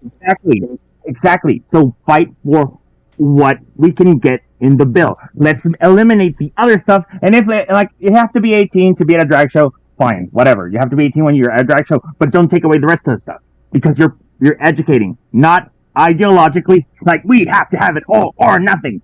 Because you never win when you want to have it all or nothing. But wait, drag. No one is part of what I'm saying is that drag. I don't even think drag is like mentioned in these bills, right? So like when you say like limit it to 18, like this would also make it would like the way this stuff is being weaponized is that it would also target trans people just being around children. So if you limit it to 18, this is the whole problem. Okay, you're looking at what is happening after the fact instead of what is causing this legislation right now. Yeah, but wait, I can agree. I can agree that there are things. No, I'm sorry. I agree with you that there are probably things that can make it harder. Like, but I just don't know. Like, this is why I asked for like an example of something that could come up now, like something that might come up that I could push against as it's emerging. Like, because I don't know like what practical utility this conversation has otherwise. We're not saying that give up on the bill. Don't give up on the bill. Give up on things. Make small concessions so they feel a little more comfortable, but make sure you get the big fish. Like what? Like gender affirming care. No, I understand. No, I know what the big things. I'm saying like what little things do you think are like what kinds of little things besides just Drag Queen Story Hour are going to come up around this?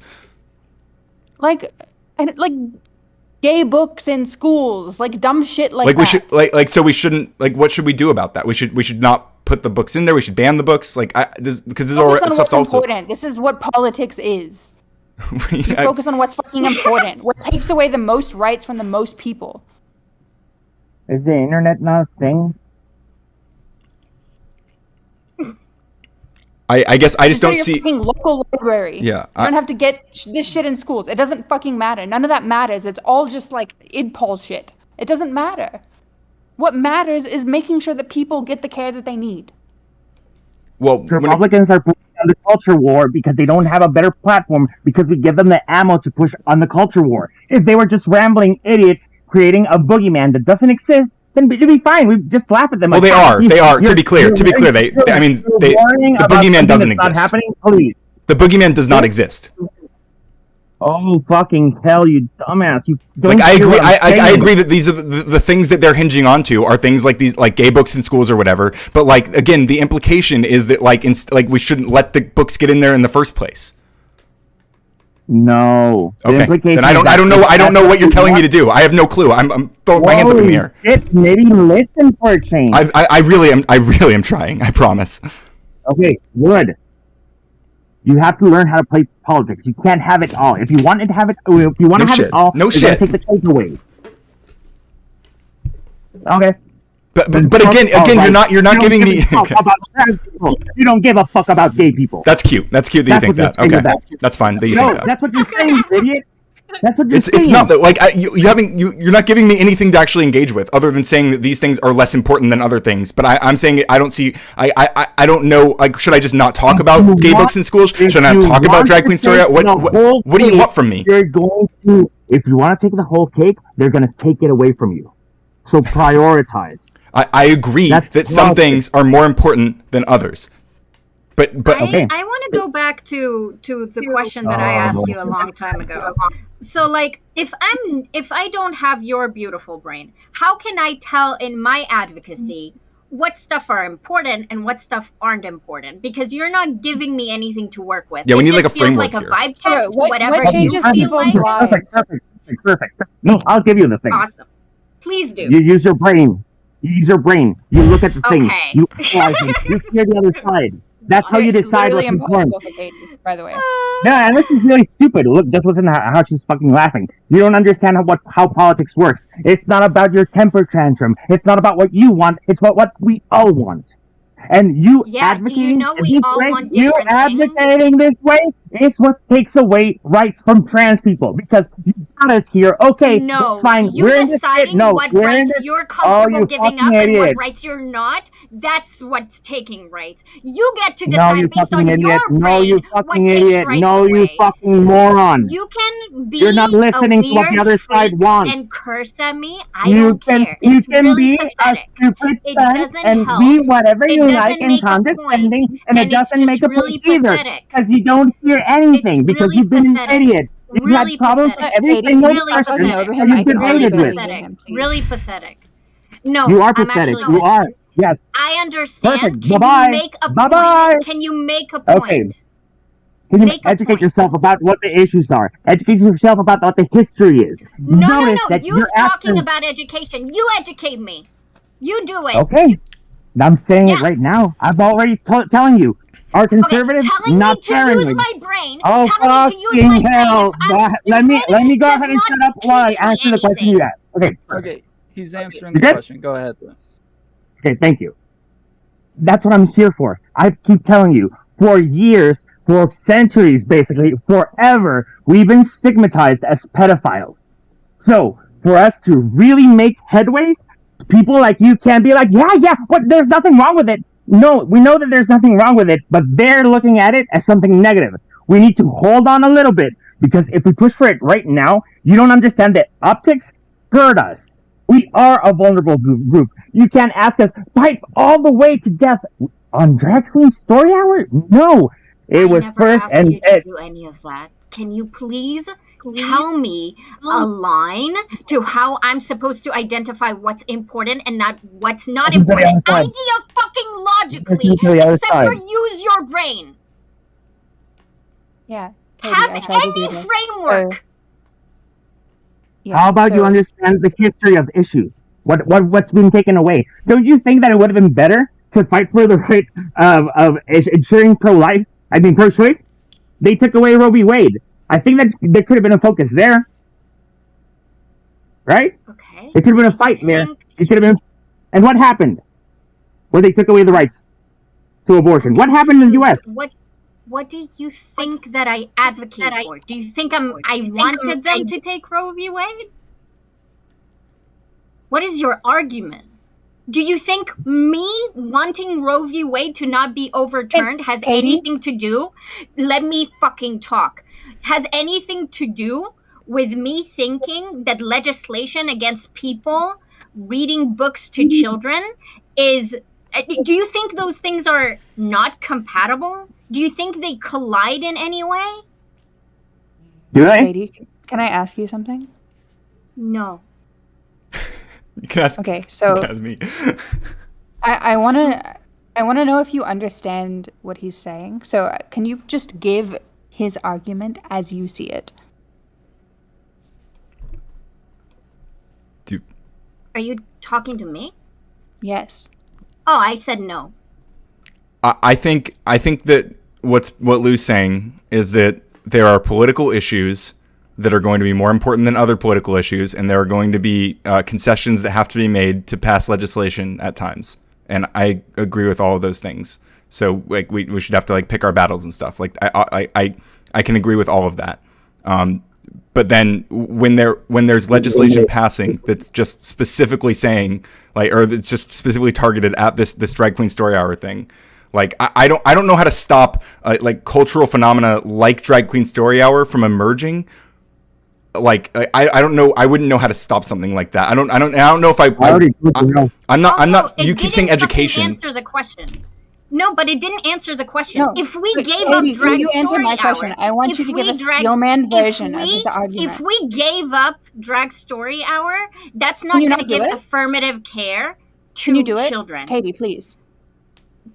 Did I? It'll talk be easy, to you? right? Just give a Steelman version. Okay, Did I your talk to your you? question was in response don't to what think Lou I said, talked to but you. what you said what you were responding to was not what Lou was actually saying. And so it seems a little bit pointless to respond to your question when your question was in response to his then question, I'll shut up. But you didn't actually respond to it. Okay, you should shut up in every conversation because you do this in every single conversation that you have. You argue against nobody. You're tilting at windmills the whole time. Okay? That's great. So, Tom, I was trying to I don't think it's great, and it's actually really frustrating. Anytime I hear a conversation with you, that's really good. I'm so happy that you're here to literally talk never over me fucking every stop time I talking, talk. Katie. This is so great.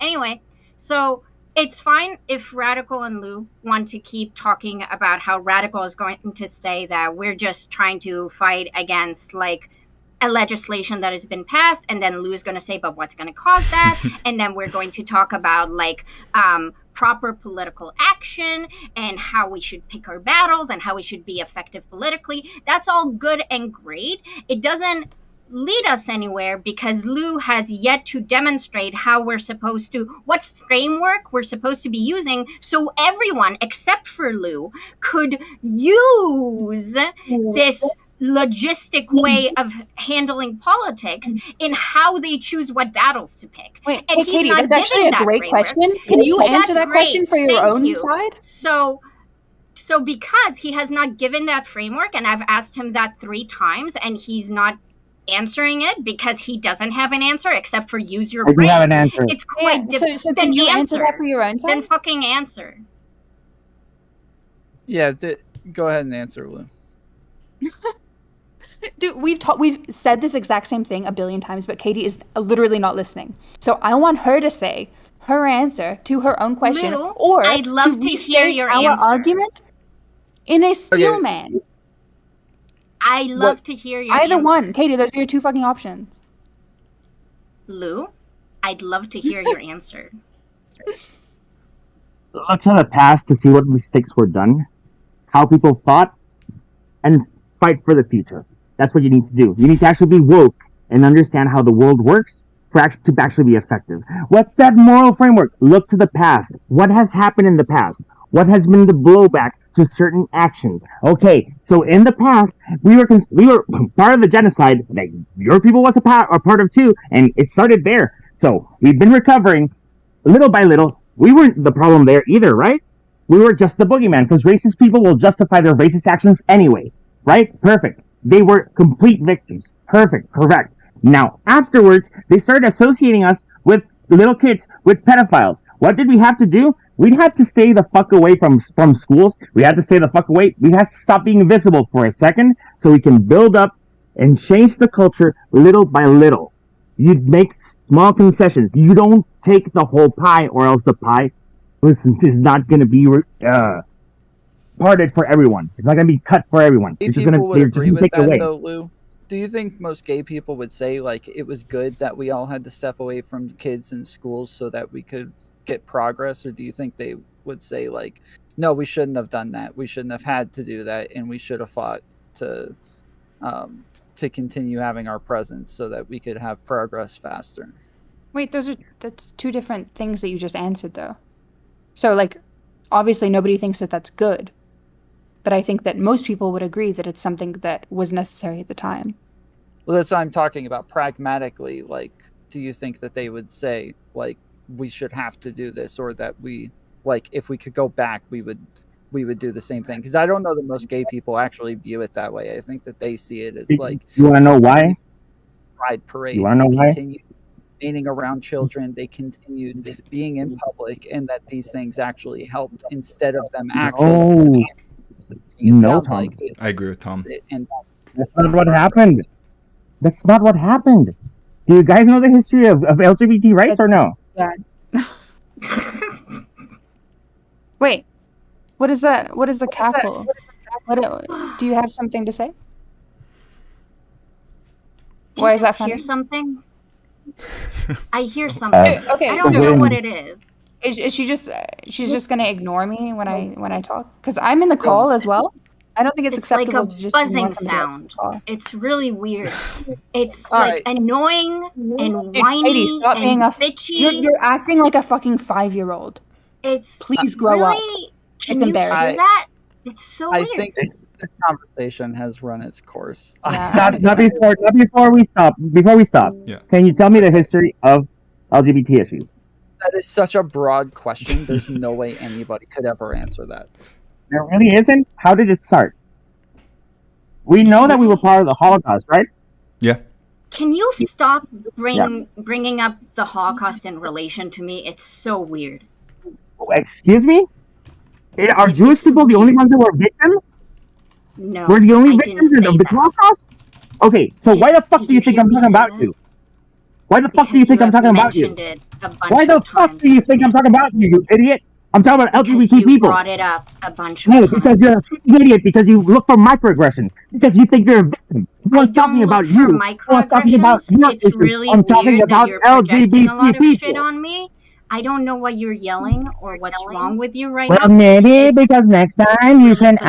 ask that you shouldn't talk about World War II because we That's were so actual victims mature. of World War II as well. So That's next great. time, please don't assume that I'm talking about you because not everything is about you, Katie. Not Okay, everything's this is- about Yeah, me. That's we're not getting anywhere with We're- this. Yeah, we're gonna go ahead and end it here. I appreciate everybody God. jumping on. It was a good conversation. Bye, Tom. Bye. Bye-bye. Thanks for having us on to hash this out. Yes, we fixed it. Yeah, finally. I know. think we We did. fixed it. It's. Nope. Do you want to give a closing, No. Lou? But not specifically. We did make headway. To be honest, we did make headway. I'm annoyed at Katie because it's the whole I woke say soul we- ideology. But it's not that. I do feel like we did make concessions where they were needed, and you kind of understood my point. We are already here. Correct. We're already here. We have to fight it because we're getting threatened. But we don't have to die on every hill. We have to look back and say, like, okay, this legislation appeared because they're conservative and they're evil. No. This happened because I think we pushed a little too hard. Because we're looking back at every time we've hit a roadblock. We fight for something and we concede on others. That's the point. Now we're at this point again. Let's try that next time that they try to come for our rights again, we're not the ones giving them the ammo for the groomer narrative to stick. Let's make sure we're not giving them the ammo for gay rights to be trending down, gay acceptance to be trending down. We need to stop giving them the ammo because that's what's hurting us as well. We have to care about the issues. We have to look at the history of the issues, and we have to fight the right way. It's not always, okay, there's nothing wrong with it. We agree that there's nothing wrong with it. But perception, optics, is key.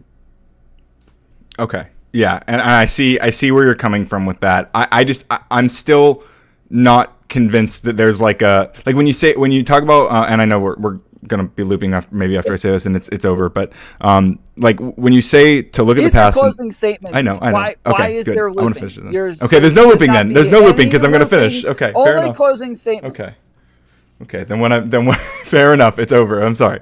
Let me. Damn it, Tom. So. Fuck me. Okay. I still am not okay. When you talk about educating people to understand like what things emerged in the past, I'm not sure exactly what that looks like still. That's been a frustration throughout this. That I like the understanding that like what like there's always going to be, I think, like instances of and things that happen like where LGBTQ people are involved, and then those things are going to be shoved up to the front of the discourse by conservatives who want to push all of it back down. And there probably are some ways to evaluate which things are more or less likely to do that, but I'm not sure that there's even I'm not sure that there's a way to actually stop that from happening in any meaningful way. So I understand the sentiment. I don't know how practical it is. I do think people should keep in mind that like people should be empathetic and understand that like conservatives aren't all evil, even if oftentimes it feels like that when they're doing things like what they do so often. And we should understand the things that trigger them into doing those things. But I still don't know how practical engaging with that is. But I understand where you're coming from. So thanks again, Tom. Appreciate it, guys. It's just a phrase. If we forget the past, we are doomed to make the same mistakes. I agree, especially and if you're Ron DeSantis banning people from learning about Black history, then anyway. So yeah, but let's end it. All right, bye guys, love you.